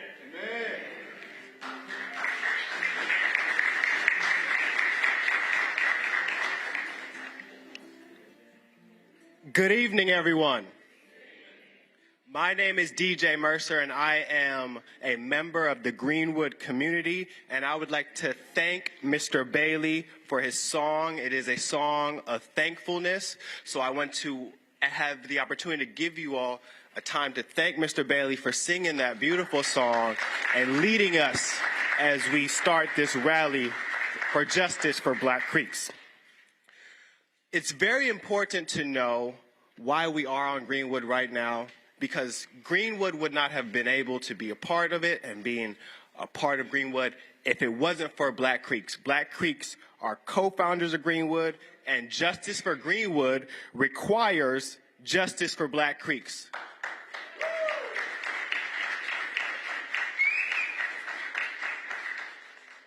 So when I say justice for, you say Black Creeks. Justice for? Black Creeks. Justice for? Black Creeks. Justice for? Black Creeks. So it is my honor to introduce and also acknowledge several people who are in attendance for today, including Attorney Demario Solomon Simmons, his co-counsel Eric Giles, David A. Riggs, representing their clients, Rhonda Grayson, as well as Jeff Kennedy, and the Justice for Black Creeks Coalition.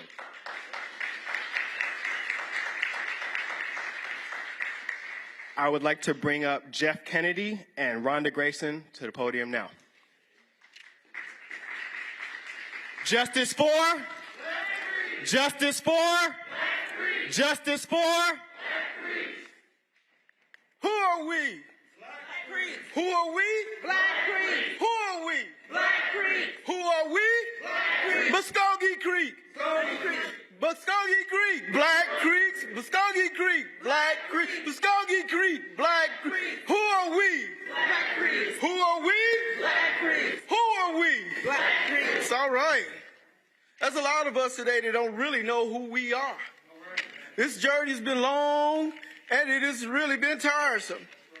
But as the songwriter says, 99 and a half won't do. Right. Trying to make 100.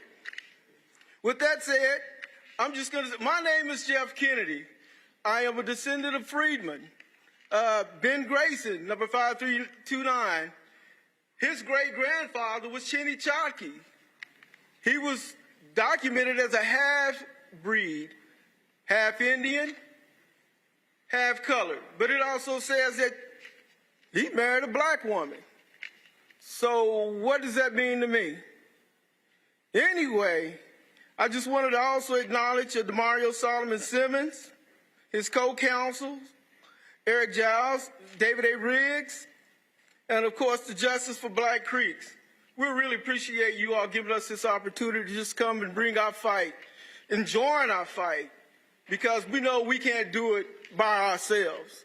It takes each and every one of you. Again, who are we? Black Creek. Who are we? Black Creek. I'm just checking. I'll be checking again. Anyway, just to give you a little bit about my family, we'll just go through that.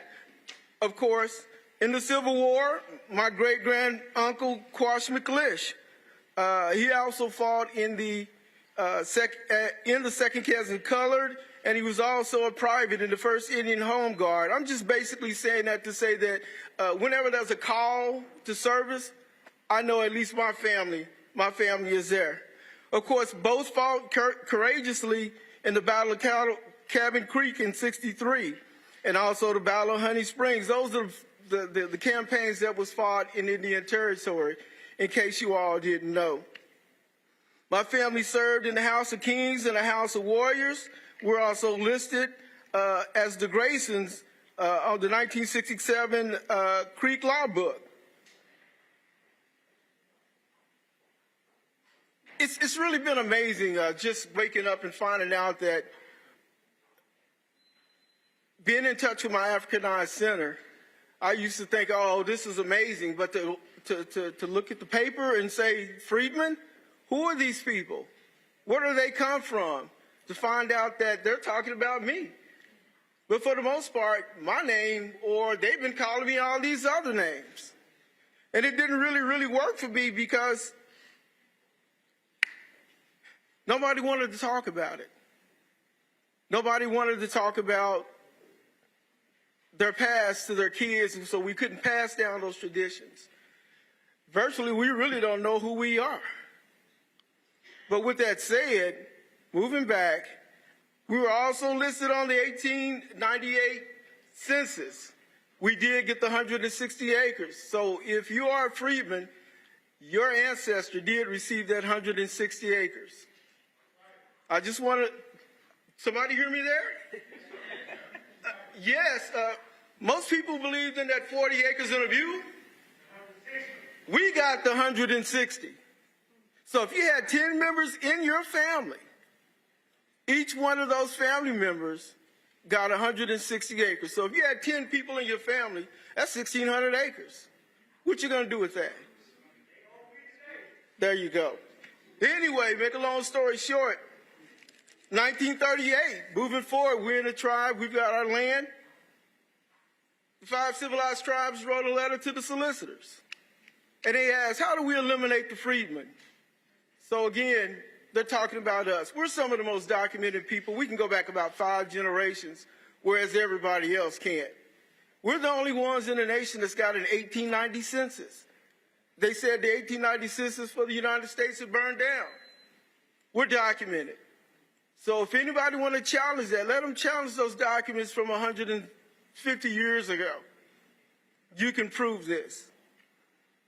After the solicitors comes 1979. The Creeks had an illegal vote, voted out my family, totally disenfranchised my family, totally disenfranchised your family. Can I hear that again? That's right, Jeff. That's right. My family, our family. And so here we are today, on the precipice of a groundbreaking decision tomorrow. And we hope that you all are there as we finish this journey with who we are. Who are we? Who are we? Standing. Rhonda Grayson. Wow, man, that's a hard act to certainly follow. All right, Jeff Kennedy. I am Rhonda Grayson, one of the founding members of the Muscogee Creek Indian Freedmen Band and chairwoman of this great organization. We are certainly delighted to be here tonight on this momentous occasion. And so we are praying and hoping that Judge Miser will make the right decision, the only decision that she can make, which would be fair and just, is to honor the Treaty of 1866. Treaties are the supreme law of the land, and so the law is on our side. So we are here seeking justice for Black Creeks, the people known as Creek Freedmen. 43 years ago, the Muscogee Creek Nation exiled the Black Creeks from the nation in violation of the Creek Treaty of 1866. And as I stated, this Creek Treaty has not been abrogated. It is still good and valid law. We need each and every one of you to stand with us and to demand that the Creek Nation honor the Treaty of 1866. It is still good law. And so that is what we are here for.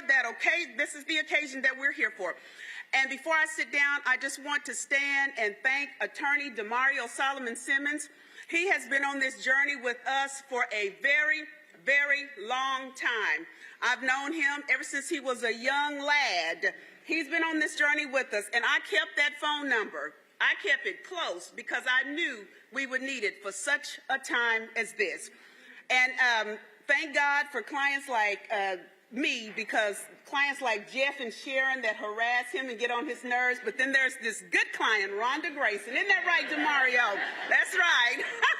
But anyway, this is a great occasion. We're glad to be here. We're so thankful for Justice for Greenwood and the Terrence Kutcher Foundation, who has just gotten behind us and just has supported us along the journey, and so many others who have supported us on this journey. And so we're just excited. We greatly anticipate the decision on tomorrow. There's only one decision that she should make, and that is to affirm the citizenship rights of the Black Creek, the people known as Creek Freedmen, and bring us home. Redeem our ancestors and bring us home. And my goal is that they redeem us, make a public apology, and call every one of their names. Call them by names. That's it.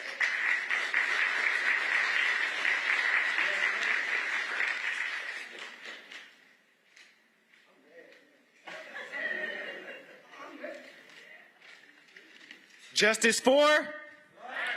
Justice for? Justice for? So now I would like to bring a couple people up to the podium. Special guest from Dr. Crusher. The first one I'd like to bring up is Michael Vaughn. So Michael, come up. You'll have 2 minutes to tell the people. Let's give it up for him.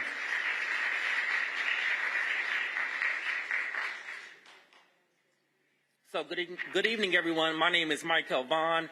I want to thank you all for your role in this fight. Thank you, Demario, for your role in this fight.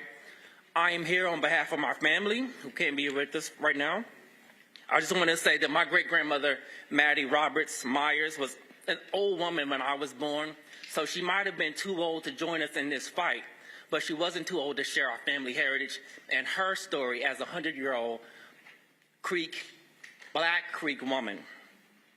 So I stand here today as a representative of my family, demanding justice for all of us, for my family, and for all descendants of Black Native Americans.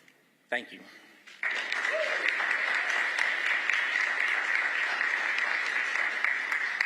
I'd like to bring back up the amazing client, Rhonda Grayson, to talk about her family. So listen, guys, I got really excited and I was mesmerized by Jeff Kennedy's speech. And so I forgot what my assignment and task was for tonight. And I sat down, so I'm sorry. I apologize. So my ancestor, so we talk about the Creek Freedmen, Black Creeks, the people known as Creek Freedmen. My ancestor, Tony Hawkins, was born around 1790 in the Old Creek country. Oftentimes we hear these stories about the Trail of Tears and how Native Americans came across these Trail of Tears and they suffered from pneumonia, exposure, disease, and many of them did not make it. But what the story often fails to tell is the story of the Black Creeks, the people known as freedmen. We are descendants of those people. The stories never talk about our ancestors who traveled the rigors of travel, the unknown, uprooting of their homes. And you know, there are some of their people who didn't make those, that stayed over in the old country. So my ancestor, Tony Hawkins, born around 1790 in the Old Creek country. These people traveled the Trail of Tears just like any other person who was said to be a Creek, a native person. They traveled from their eastern homelands, southeast eastern homelands, Alabama and Georgia, via the Trail of Tears in the 1830s, the removal to Indian Territory. We hear the stories about the Monmouth riverboat when it sunk. All of those hundreds of lives that were lost. We hear those stories, but we never hear the stories about Jim Boy, who was a war chief, who was said to be of African descent. He had a Black wife and he had a Native wife, and it was said that he had 9 children and that there were 9 children aboard, and he lost 4 children on board the Monmouth, west of the Mississippi to Indian Territory. There were African Black people on that Trail of Tears. And so we don't talk about that. Our people suffered loss just like the so-called real Indians. We were there. We were there. And so I just wanted to talk about that, let you know that our people served in the Indian Home Guard. My relatives served. They served in the Civil War. We don't hear those stories. We don't hear the stories where our ancestors served in the House of Kings and the House of Warriors. That is similar to what we know today as our House Representatives and the Senate. We don't hear those stories where they served as senators, judges, lawyers, and there was even one such individual by the name of Legacy Perryman, who was the principal chief. There's an extra census bulletin that talks about the Negro chief. It says he's virtually a Negro. He comes from a famous Creek family, Legacy Perryman. Sharon Lindsay Scott, my partner, is not here because she's sick. She is a descendant, a relative of the chief of the nation, Creek Nation, and she can't even enroll as a citizen of the nation.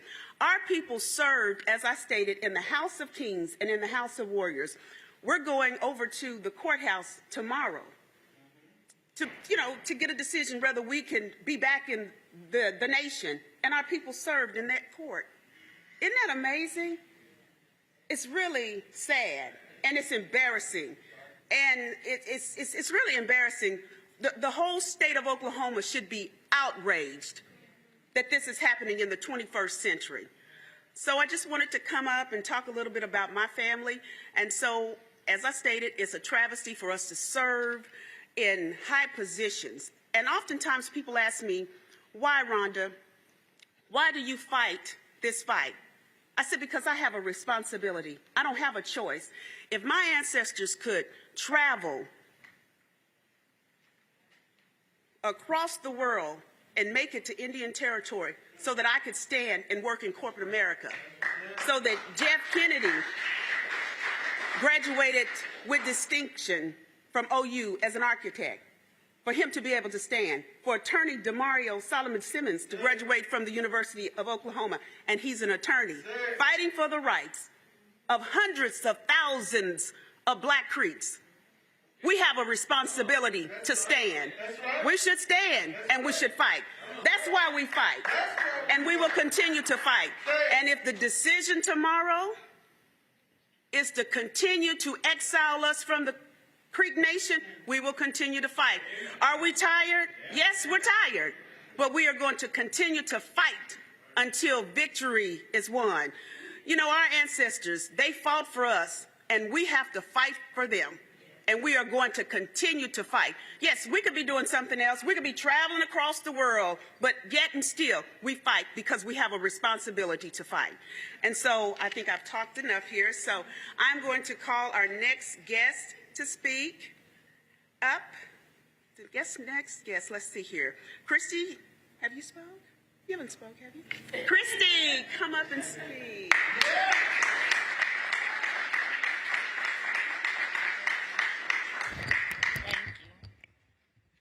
I probably need a step stool, y'all. I took my heels off earlier. I would like for Demario to please stand. Please stand up.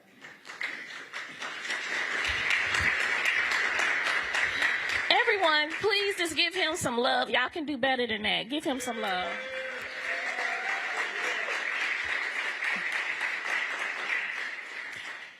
We have to support Demario.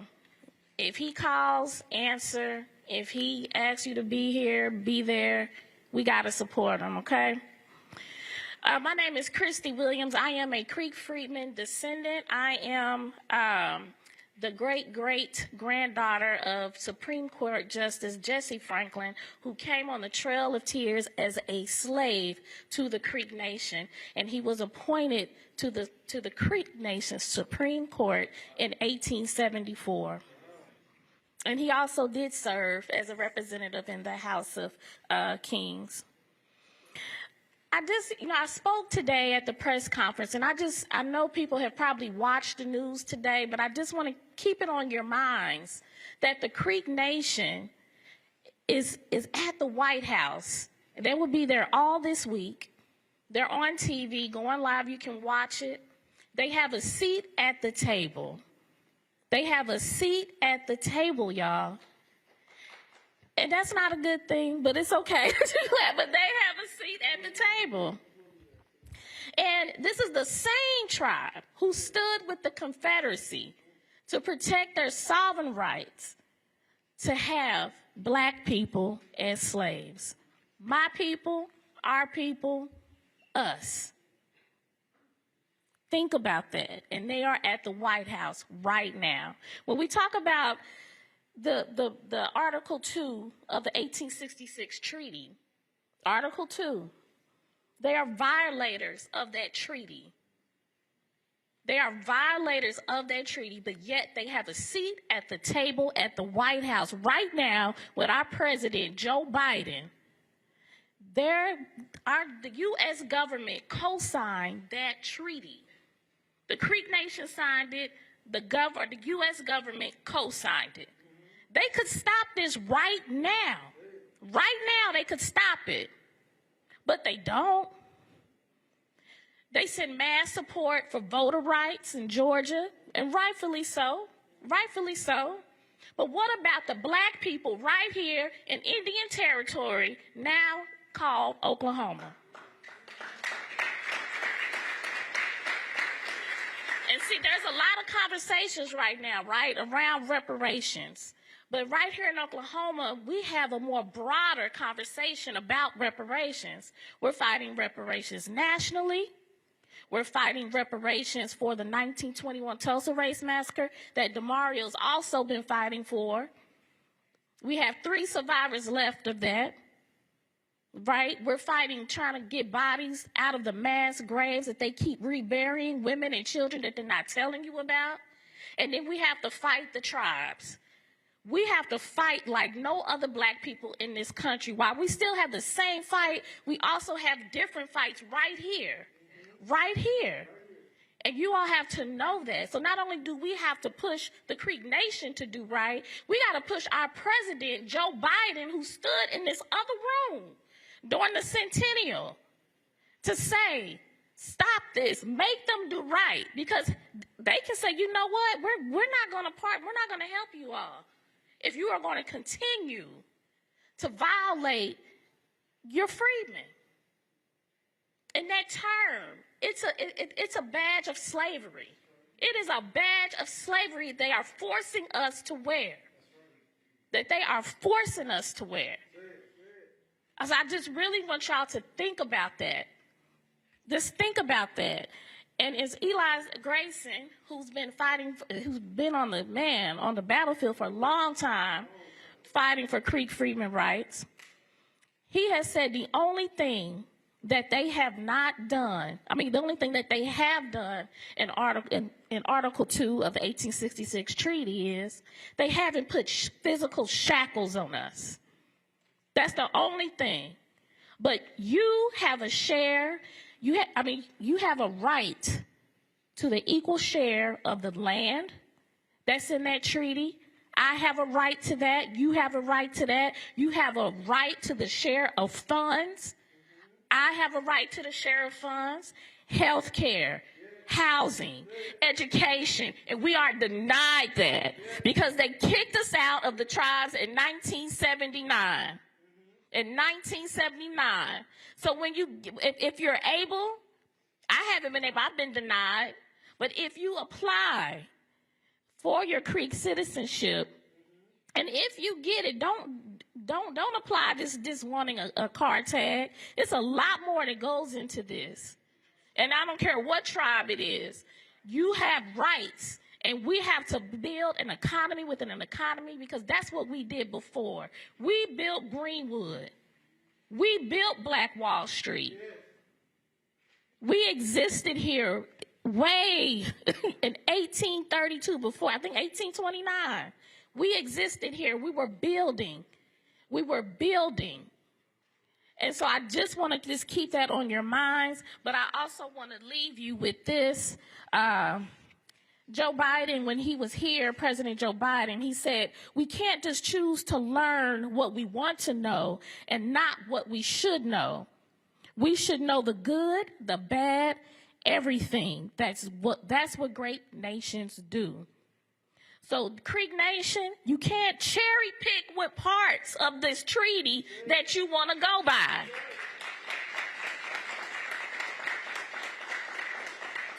I'm going to say that again. The Cherokee Nation, I don't know which camera I need to look at, but you do not get the right to cherry pick what you want out of this 1866 treaty. You go by all of it.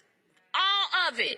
This should not be a hard decision tomorrow. It should not be a hard decision for President Biden to say enough is enough because he can do that with the swing of a pen. They have the authority to say, you need to go by this. Joe Biden has the responsibility to make sure that he protects the rights of freedmen. Period. Period. Period. And I just want to also leave with one more thing. My great-great-grandfather, Jesse Franklin, there is a documented interview that he had with the U.S. government. And one of the things, two things that struck me in that interview. One is that he actually put people to death. I was like, what?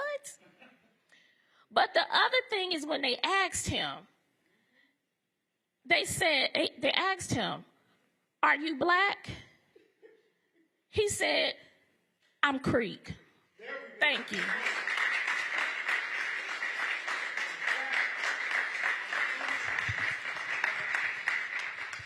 And last but not least, Senator Jabbar Shumate. Thank you.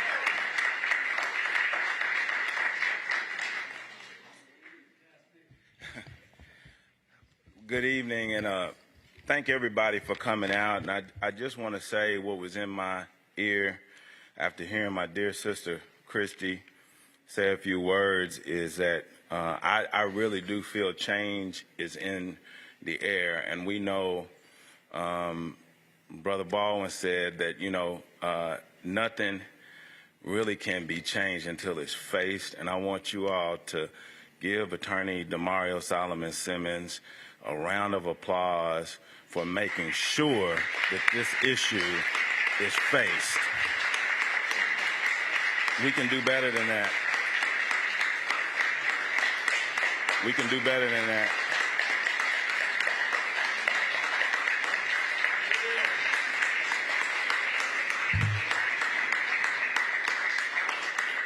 I can speak to my classmates' efforts because when I really was a senator and a state representative, we were working on this issue. And when I look at DeMario and Eli and myself and several others, we started this process. We all had hair. Now we don't have no hair. So it's time. We've been at this a long time, and it's really time to see the right thing done. And I'm not going to give you a historical conversation. It's very plain. My grandmother used to say, even Ray Charles can see that. It's very plain. There's not a whole lot of deliberation or discussion about what that's about. I really want to say thank you to these families, Grayson family, all of the families that have been involved. I'm a descendant of the Sales family, of Harry and Jane Sales of Wagner County. Actually, Freedmen, whose allotment constituted the original plot of land for Broken Arrow. You can go to the Broken Arrow Historical Society and see that. I haven't seen it because I don't want to see an award or a plaque in a historical society. I want my heritage. And so it's real personal for me, this piece. I don't often speak about it because my grandmother raised us eating safsky and speaking the language and singing the songs, culturally united as a black woman and a Creek woman. And I would be remiss if I didn't acknowledge any descendant of Harry and Jane Sales who are here far beyond me, have fought this battle. If you will stand, if you're in the room, please stand. Some are, thank you, my cousin Signe and others, the Ford family and Sales family. I just want to acknowledge them because I really stand on their shoulders. I'm speaking as a member of that family, but I think even more personally, I know as a former elected official in this state, it is very difficult to have two sets of rules. And many times we fought for a long time to allow these tribes to have a different set of rules. And we're not begging for anything. I was told as a child to pray not to just do things right, but do the right thing. So tomorrow, walk into that courtroom with these folks and demand that they do the right thing.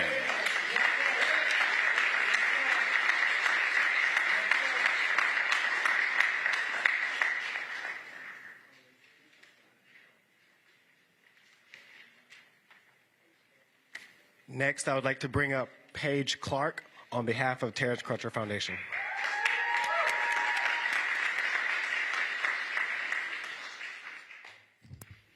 Okay, can I get the microphone right? First question. All right, good evening. Thank you so much to everyone who's already spoken. It's an honor to be up here with you. My name is Paige Clark. I am a Muscogee Creek Nation citizen, and I am here with you all tonight to insist that non-Black Creeks stand in solidarity with Black Creeks and this court case.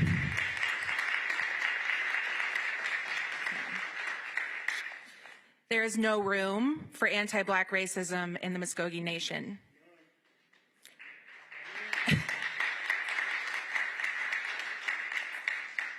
Historically, culturally, presently, it is blatantly obvious that Black Creeks belong in this tribe.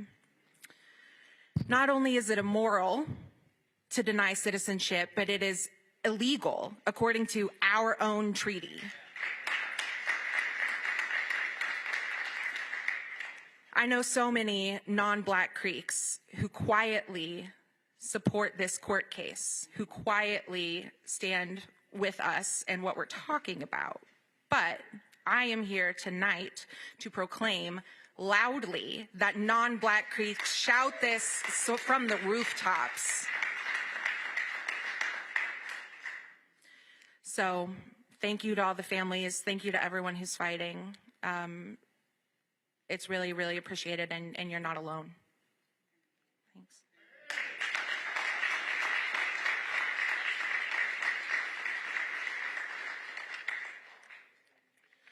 Justice for?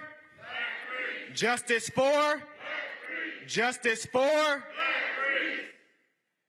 It is my honor to introduce and bring up a person who not only helped me get integrated into Tulsa, but showed me what it means to be a Black man, not only in Tulsa or Oklahoma, but also in America. He is a proud North Tulsan. He is a proud Black Creek, and he is the best attorney that I know personally. So I would like to bring up Attorney Demario Solomon Simmons and give it up for him as he brings up.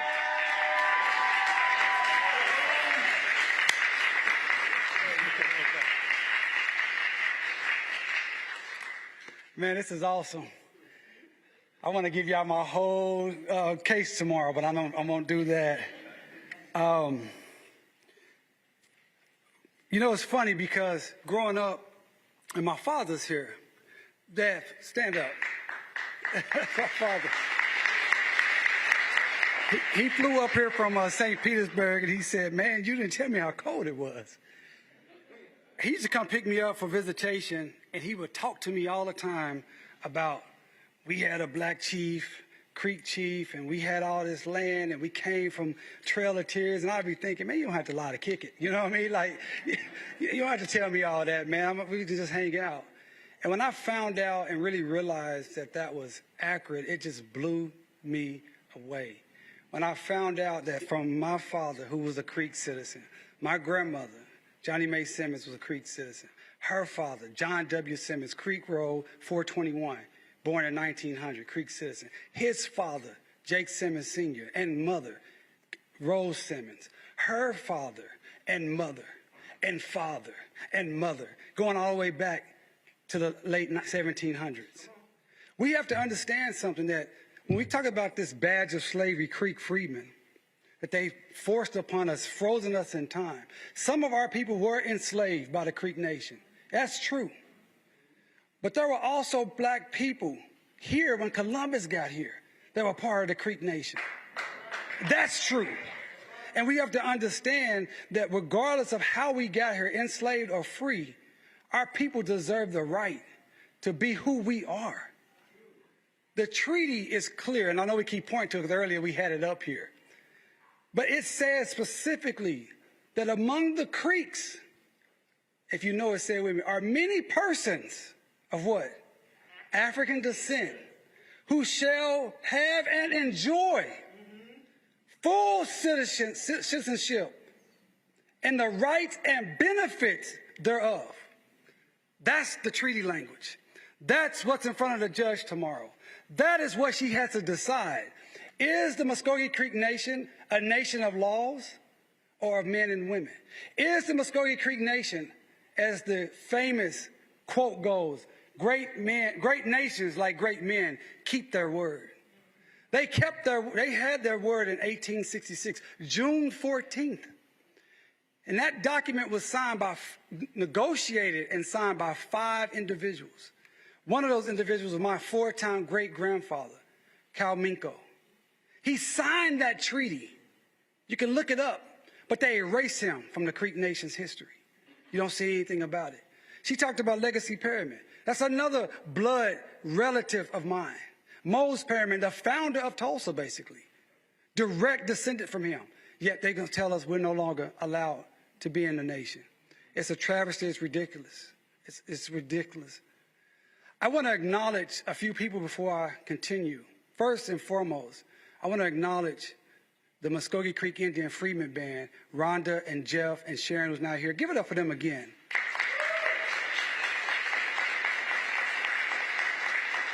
This has been some hard work, expensive work, time-consuming work. They're not professional advocates and lawyers like me. They have regular jobs, corporate jobs, and they do this on their free time. They've been flying all over this nation, talking to anybody that would learn about us, having conferences and educational opportunities for anyone that would listen to get to this point.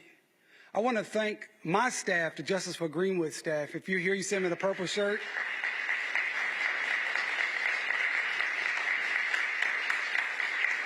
Because we understand that Black Creeks were the co-founders of Greenwood and its Black Wall Street. If there were no Black Creeks, there would not have been a Greenwood. And to have justice for Greenwood, you must have justice for who? Black Creeks, no doubt. I want to thank our coalition partner, our partner on everything, the Terrence Crutcher Foundation. And particularly, I see my sister back there. She don't want to be up front tonight, but Dr. Tiffany Crutcher. Give it up for Dr. Tiffany Crutcher. Yeah, give it up for Dr. Tiffany Crutcher. Has taken this city by storm, this state, because of the tragedy that happened to her twin brother that was shot in cold blood by Betty Jo Shelby in the city of Tulsa. She's taken that pain into purpose and pouring it all out for us to continue to get our rights because Terrence's rights were violated. I want to acknowledge my legal associate, Kimberly Hepton-Kemper. She's standing back there. Raise your hand, Kim. She's shy as can be. And my law firm, Solomon Simmons Law, we have several people working on this case. They couldn't be here tonight. My co-counsel, David Riggs of Riggs Abney, and Eric Giles, they couldn't be here yet. They will be in court with me tomorrow. Also, I would be remiss if I didn't acknowledge my friend and my original Creek client, Ron Graham. Ron, please stand.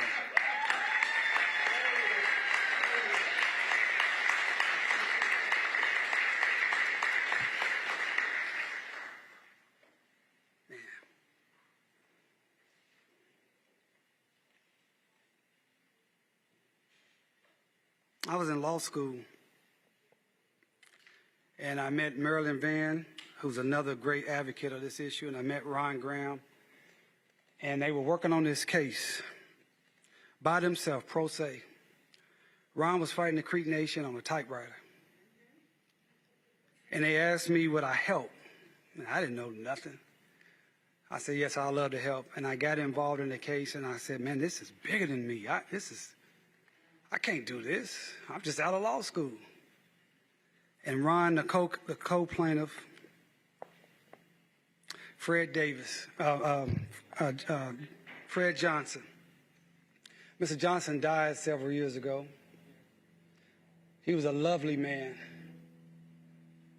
And I remember he saying that his grandfather, who was a Creek, told him one day, you're going to have to fight to prove that I'm your relative. And we had a case in 2005, 11-day trial, the Creek Nation. They treated us like trash, didn't they, Ron? Ron had applied like 8 times up until that point, and it got denied with the same letter that said, you're nothing but an ex-slave. You have no Indian blood, denied. We proved over 11 days how they treated Black Creeks with humiliation, degradation, called us niggas, slaves. We proved it in court. And their Supreme Court, 2 years later, overturned our victory. They thought we were going to be finished. Here we are 15 years later, going in with this energy. It's a different world. You know, when George Floyd happened, that knee, everybody saw that knee on George Floyd's neck, but it was the knee that's been on the neck of Black people for 400 years, and goddamn it, we ain't taking it no more.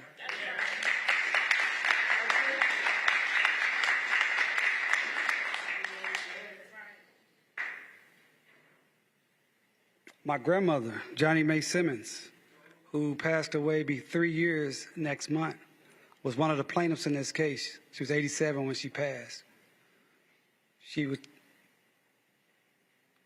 heartbroken, to have her heritage stolen, stripped and stolen from her, her history, her culture. She spoke Creek. She lived on the Creek allotment. She said, I don't understand how they can just do this. How can they just one day say, I'm not who I am? So when they asked us what this is about, yeah, we want our health care benefits because we're entitled. Yeah, we want our educational benefits because we're entitled. Yeah, we want our housing benefits because we're entitled. Yeah, we want every other benefit that any other Creek because we're entitled. But more importantly, more invaluable to any of that is we want to affirm who we are and who our ancestors were and not allow you to take their hard work over hundreds of years, centuries, erase it like we don't matter. So tomorrow, we're going to present the best case the Creek Nation has ever seen. But at the end of the day,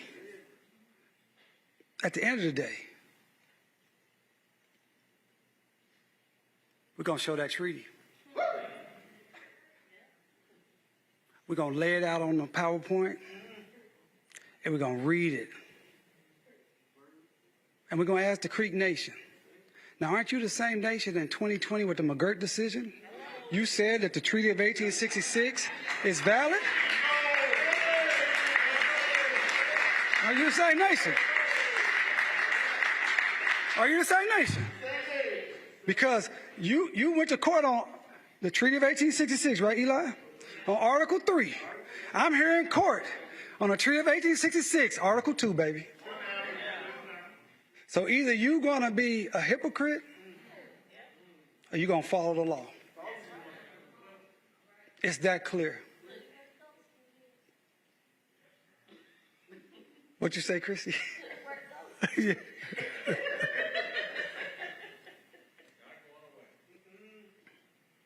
I fully expect, Jabbar talked about his grandmother, my grandma would say, claim it. I'm claiming victory. I'm claiming victory tomorrow. I don't claim victory because I'm not the judge. I don't make the decision, but I believe that our judge is a fair judge. I believe that she believes in the rule of law. And if she believes in the rule of law and reads the law as plainly written, there's no other decision. It's the same thing that the Cherokee tried to do, the Seminole tried to do. This treaty is very, very, very clear. I want to leave you with this.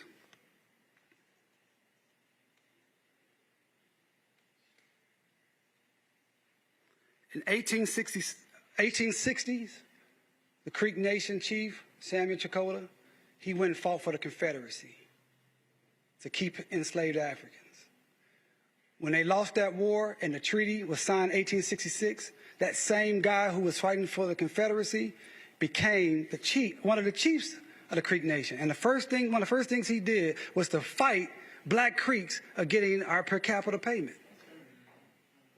And Cal Tom, boy, y'all ain't with me.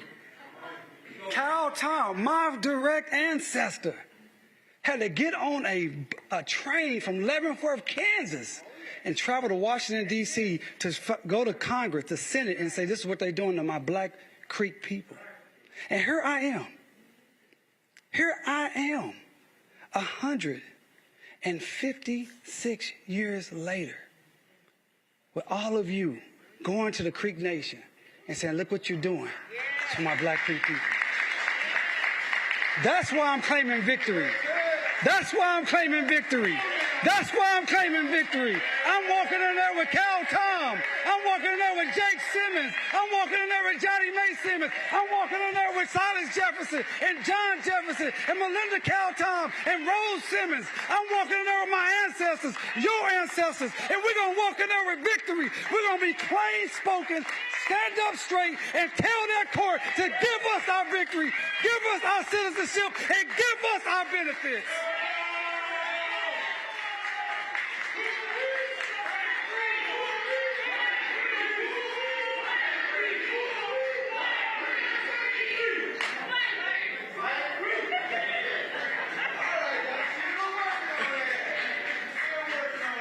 I'm I'm like, Rhonda, I got riled up. I forgot what my next assignment was. My next assignment was to bring up and introduce a good friend of mine. He really doesn't need any introduction. I'm talking about Roland Martin. Before he comes, I want to tell you I've known Roland now about 17 years. We met first, and he may not remember this, but he probably does because he's always, he's an alpha and he thinks he's, so much better than us Qs. But I met Roland first in Las Vegas at a National Association of Black Journalists conference. I guess it must have been like 2007. And he was down there just running his mouth, arguing with everybody. And you know me, I let him run my mouth and argue too. So we've been at it ever since. But I appreciate this brother. This guy does so much for black people in America. He covers stories all around this country that no one else will cover. And it is something that takes a tremendous amount of sacrifice. He could be on any network making a lot of money, doing a lot less work. But he sees a need for our stories to be covered. This brother is here tonight in Tulsa, Oklahoma, to stand with Black Creeks and justice for Black Creeks. He's here tonight to make sure the awareness of this issue goes throughout the nation. He's here tonight because he loves black people. So as I bring him up, I want you, when you hear his words, I want you also to buy his book, and I want you to support Roland Martin Unfiltered. He couldn't make these type of events throughout this nation without our support. He doesn't get a lot of corporate support because corporate support means he couldn't cover the real black issues the way he does. Give it up for my guy, Roland Martin.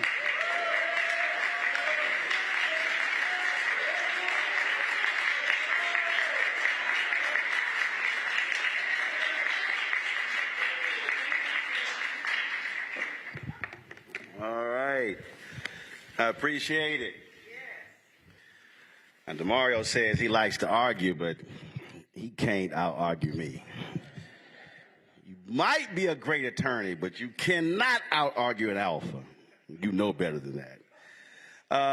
Definitely glad to be here. Before I start, let me shout out. You black people, you always gotta shout out Jesus and your mama and your daddy. Today is my mom's 75th birthday. She's watching. She's watching. Black people, real black. They like, hey, we're watching. Okay, I got you. My dad texts me like Larry doing the show. I'm like, dude, I'm working right now. I'm actually live on the air. But so yeah, my mom turned 75 today. So shout out to her. And it's always good when you still have your parents and you show them some love and affection. And I appreciate being here. We're live streaming this on the Black Star Network. We've been in Georgia the last couple of days, broadcasting from there, supporting Senator Raphael Warnock in his re-election bid against that buffoon. And we literally go back to Georgia tomorrow. First thing tomorrow morning, we'll be there through the election day, December 6th, because that's an important election, not just for Georgians, but also for all of us around the country, because of the importance of the United States Senate. As I was standing back there and I was thinking about how I wanted to start, what I wanted to speak on, and it was very interesting that we're having this discussion in this fight because 2 days ago, I got an email and an invitation because tonight, in a couple of hours in Los Angeles, is going to be the LA premiere of the Will Smith movie Emancipation. And directed by Antoine Fuqua, and he is playing, many of us have seen that photo of the slave who was whipped, and the photo of the scars on his back. Well, Will Smith is playing that particular actor, and they hit me up, and Will and I are friends, and they said, man, we would love to have you there. I sent him a text, and I said, brother, it's a good chance. I said, there's no direct flights after I get done in Tulsa to get to L.A., I said, but certainly good luck, with the film, and so they said, hey, look, we really want you to be here, and I said, I understand that. I said, but y'all hit me about 5 days late because DeMario would sweat me like a bill collector to be here in Tulsa. And I said, man, you know, I'm in Georgia. He's like, no, got to have you in Tulsa. And I said, all right, we'll work it out. And so I had to tell the Warnock campaign, look, I got to take a trip there and I'll be right back. And it's interesting to juxtapose those two. So you have this Apple film that's coming out telling this story of this black man, and it's titled Emancipation. And here we are in 2022 still talking about emancipation. I'm a native of Texas, Houston, and born and raised. And for us, Juneteenth is something we've always celebrated, that's where it came from. Now it's a federal holiday, and so it's new to a whole lot of folks.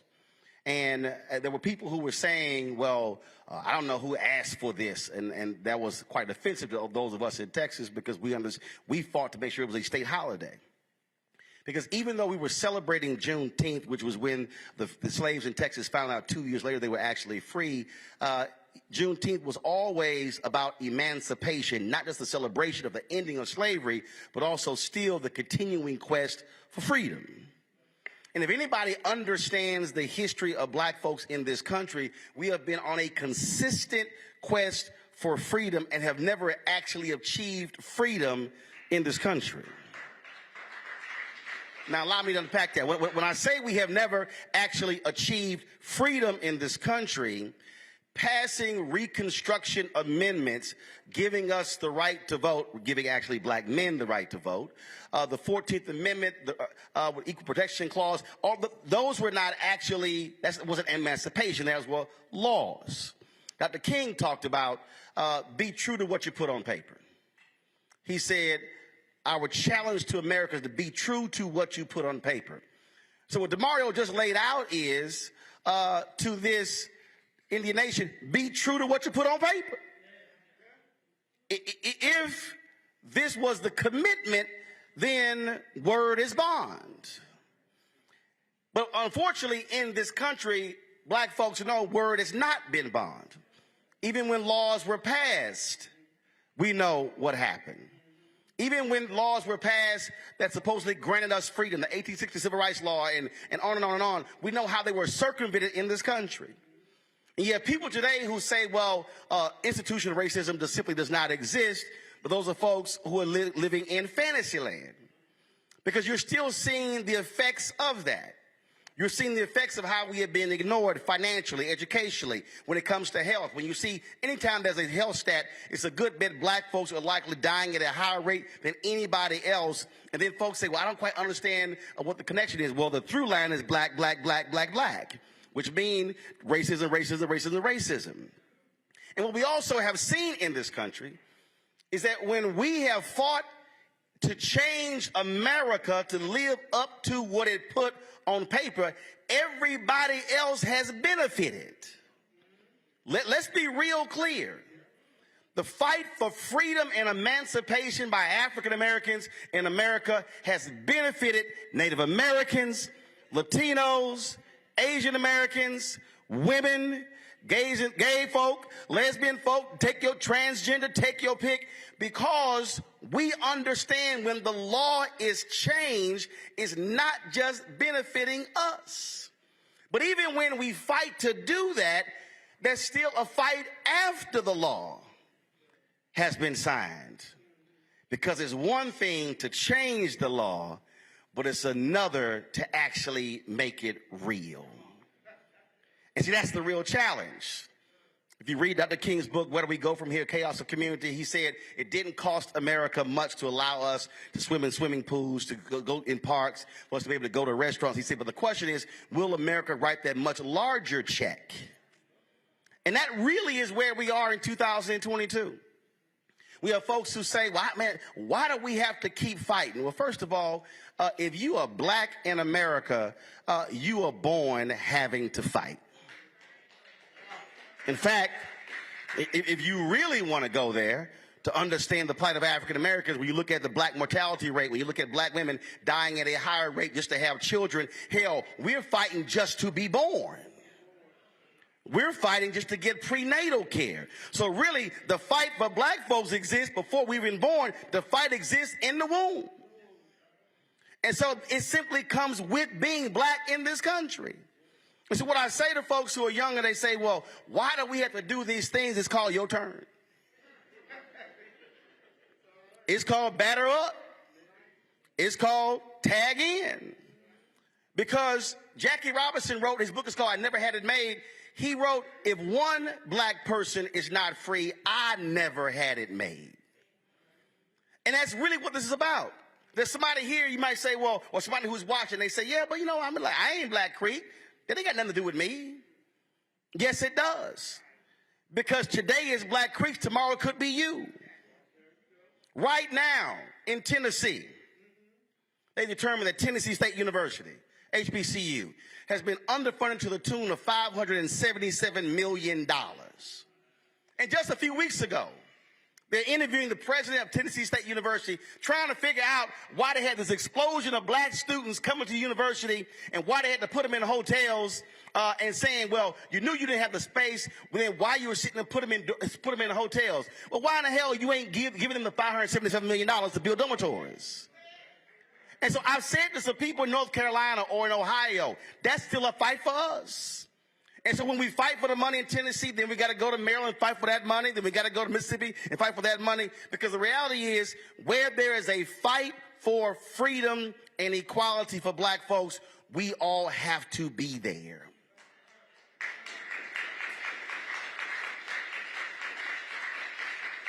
And so we can ill afford to say, that's not my fight. When the fact of the matter is, it is our fight.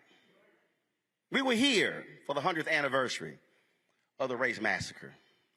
And we were here broadcasting in that room right there. And President Biden came and spoken. He made a comment about what they were doing when it comes to contracts. And I remember I made a comment on Twitter. I said, well, let's just make sure that money goes to black folks and not white women. So I got a call from the White House.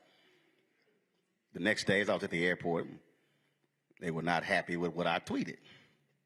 Well, first and foremost, one, I own my show.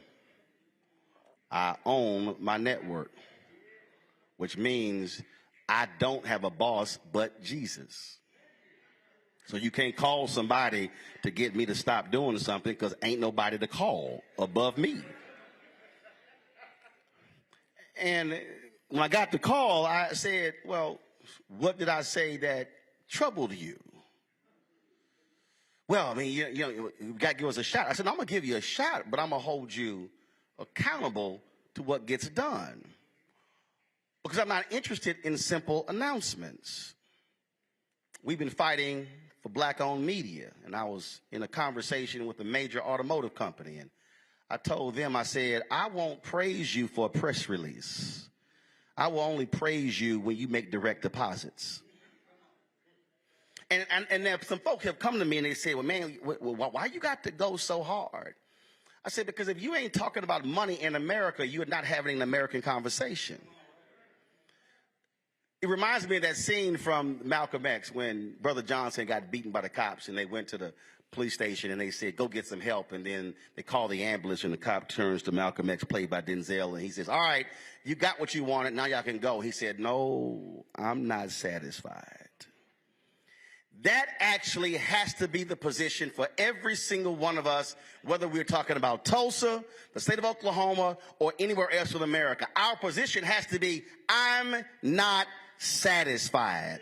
I'm not satisfied when somebody simply issues an apology and nothing behind that. I'm not satisfied when a cop is fired but is not indicted and convicted. We're not satisfied when simply you say, well, we might hand out a couple of awards, but the question is, what's behind the awards? far too many of us have been acceptable Negroes where we have been satisfied with crumbs as opposed to being fully compensated for what is just and what is proper. So when we're talking about this fight, when it comes to properly acknowledging Black Creeks, understand you said you were going to do it. You were wrong in the past. You must operate and do right by us today. We cannot be satisfied with folks who give empty promises. This state has given empty promises when it came to the burning down of Greenwood. They still have not properly compensated the Black folks who are still alive, who were directly impacted by what happened there. And then when we have discussions about, well, why African Americans, why is it you haven't been able to do this and do that? Well, if you simply froze us out of the economic pie, then you have to understand what the effect is today. Imagine what this community would look like today had it not been attacked by white domestic terrorists. Imagine what the descendants of Black Creeks would look like today had they properly gotten land and benefits. Do understand when you talk about health care today, it literally can change your bloodlines tomorrow and down the line. So the fight today is not about the individuals today who will benefit. The fight is actually for the individuals who are yet to be born. When we're talking about benefits, land and resources and healthcare and dental, we now are talking about changing or shifting or reversing the historic downward trends that have affected us. And so now all of a sudden, if our women are getting proper prenatal care, and all of a sudden the child that they are carrying actually comes out of the womb, not behind an average white child. A few years ago at the National Press Club, Jeffrey Canada stood with Marion Wright Edelman and literally said that Black children are behind white children in the womb as a result of the health care of the mothers. He said, so here we are, we're trying to get them caught up from first grade through the fifth grade. He said, when they're coming into this world already behind. And so this fight here is about how do you now begin to change that and reverse that. This now means how do you now begin to create and build an economic system where we're not dependent upon somebody else. We're operating in customer service jobs and being employers, being employees as opposed to employers. As opposed to depositing checks, we're now ones writing checks. And so the fight has to be looked at totally different. And why is it important for DeMario and the attorneys to be involved? Because the reality is the changing of the laws has been the fundamental basis of the freedom.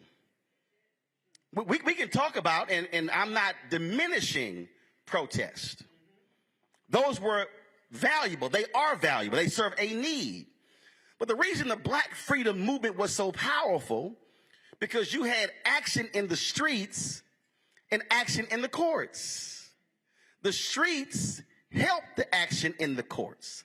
The streets changed the public perception that then impacted the perception of the judges. So the role of Thurgood Marshall and the NAACP Legal Defense and Education Fund was aided by the protests. The lawyers needed the action in the streets. The lawyers and the folks in the streets needed the action in the suites. They needed all of these forces moving at the exact same time. So then you had Black media that served a role. You had Black educators that served a role. You had Black lawyers serving a role. Black business owners like A.G. Gaston and others who were funding the movement serving a role. Then you had the folks who were cooking the food serving the role, and the folks who were taking care of the children serving a role. What I'm laying out to you, everybody had a job to do when it came in trying to actually gain freedom. So leaving here, what you should be asking yourself is, what role am I going to assume in this fight for freedom, for emancipation? And so you might say, well, I showed up tonight to the rally. All right. That's good. But what about tomorrow? Now, what happens tomorrow? Tomorrow is the legal battle. Now, it may not go the way you want it to go, but then what's next? And so everybody has to make a decision, and that is, what role am I going to play to ensure that justice is done for Black Creeks? And let's say tomorrow goes well. Let's say the right outcome is announced. Then you likely will celebrate. And if you celebrate, great, celebrate. But 24 hours later, you should then say, what's next?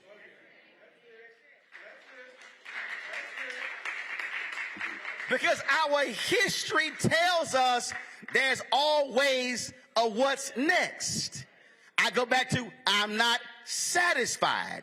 If it's you win this battle, what's the next battle? Then the next battle, then the next battle, and the next battle. And so your role that you may play may be cutting a check. You might be, look, you might be cooking something, baking something, driving somebody somewhere. But everybody in this room must accept what the responsibility is in terms of how do I make a difference to ensure that we have freedom.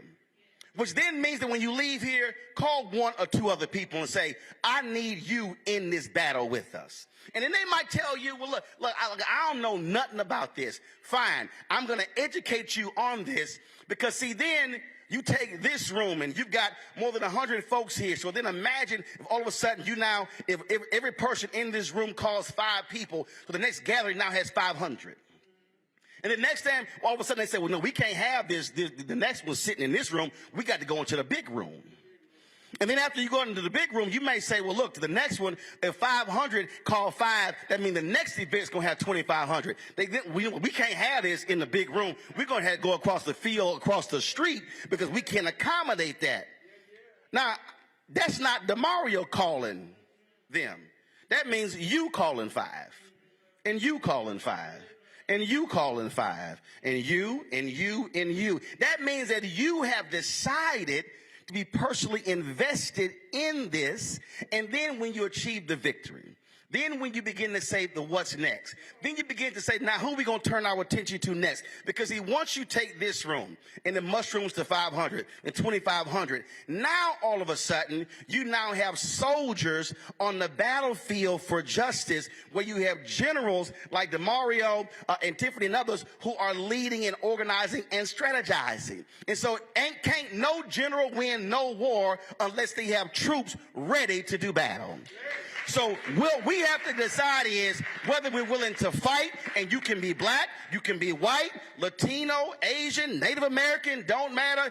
Everybody can be enlisted in this fight when it comes to justice and when it comes to freedom. And I'll end it with this way, and DeMario, you probably ain't gonna like it, but I'm gonna end it this way with my frat brother Vertner Woodson Tandy, who said to the Alphas long ago, he said, we will fight until hell freezes over, and then we will fight on the ice. That's our battle.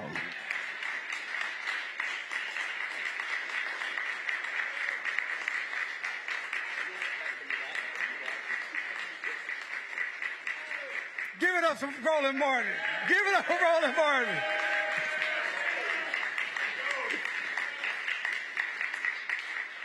Oh, I see my beautiful wife just walked in, Mia Fleming. Give it up for my wife, Mia Fleming. Listen, DJ is going to close you guys out, but I wanted to just say something real quickly. Congresswoman Sheila Jackson Lee from Houston, Roland's hometown. I talked to her, and I wanted to make sure I tell you, she wanted to be here tonight and tomorrow for the hearing, but she's in session, and she couldn't get down here. But she said, DeMario, and if you ever talk to her, Roland knows this, she does not play. She said, you tell the people I'm with the Black Creeks. I'm standing with the Black Creeks. I'm fighting with the Black Creeks. And I am there, even though I can't be personally, I am here with you guys, and I will do all that I can as a congressperson to help the Black Creeks. So if I had not said that, and she saw this on Roland, I would have got a phone call. So I just want to make sure, Congresswoman, I delivered the message. DJ.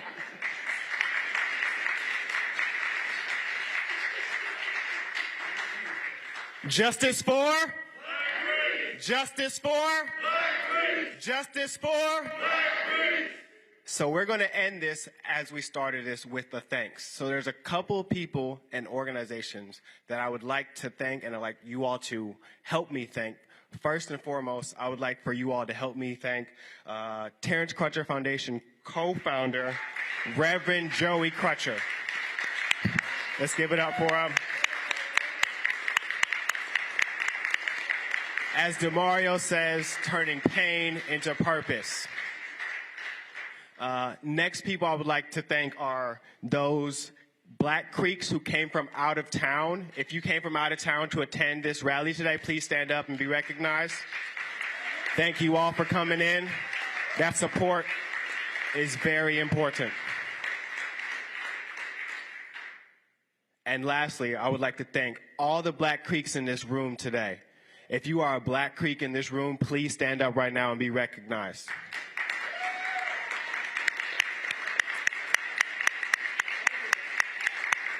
Yes.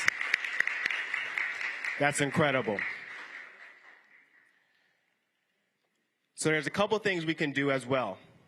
Brother Martin, Brother Roland talked about things you can do. There's something you can do right now. Most of us, if not all of us, have a cell phone. Take out your cell phone right now and follow Justice for Greenwood on Instagram, like us on Facebook, go to our website, justiceforgreenwood.org, and also play a role if you're not be able to be there tomorrow. Do a donation at justiceforgreenwood.org. So I also want to thank you all immensely for coming out today. The first part of it is showing up. Without showing up, there's nothing else that we can do. But you all showed up, not only for yourselves, but for Tulsa, for Black Creeks, as well as your ancestors. So I'll finish this how I started. Justice for? Black Creeks. Justice for? Black Creeks. Justice for? Black Creeks. And one last thing, I saw somebody walking towards me. If you would like to go to the bus tomorrow for the hearing, please see a TCF team member, like the wonderful Jayla right here, or Diamond back there waving. They have Terrence Crutcher Foundation shirts. Also my friend back there with the Black Wall Street shirt who led us and started off with that amazing chant. So, also, just hot off the press, go to RolandMartin.com to purchase his book. I know he's a very busy man, so he took the time out today to come visit us. You saw he was in Georgia. He got hit up by Will Smith. I don't know about you, but if Will Smith called me Jamario, I might have to go to Will Smith. Just saying. But, yeah. Say that again? RolandSMartin.com. RolandSMartin.com. Please purchase this man's book in support, because without us, there's no us. So once again, justice for? Black Creek. Justice for? Black Creek. Justice for? Black Creek. Have a good night.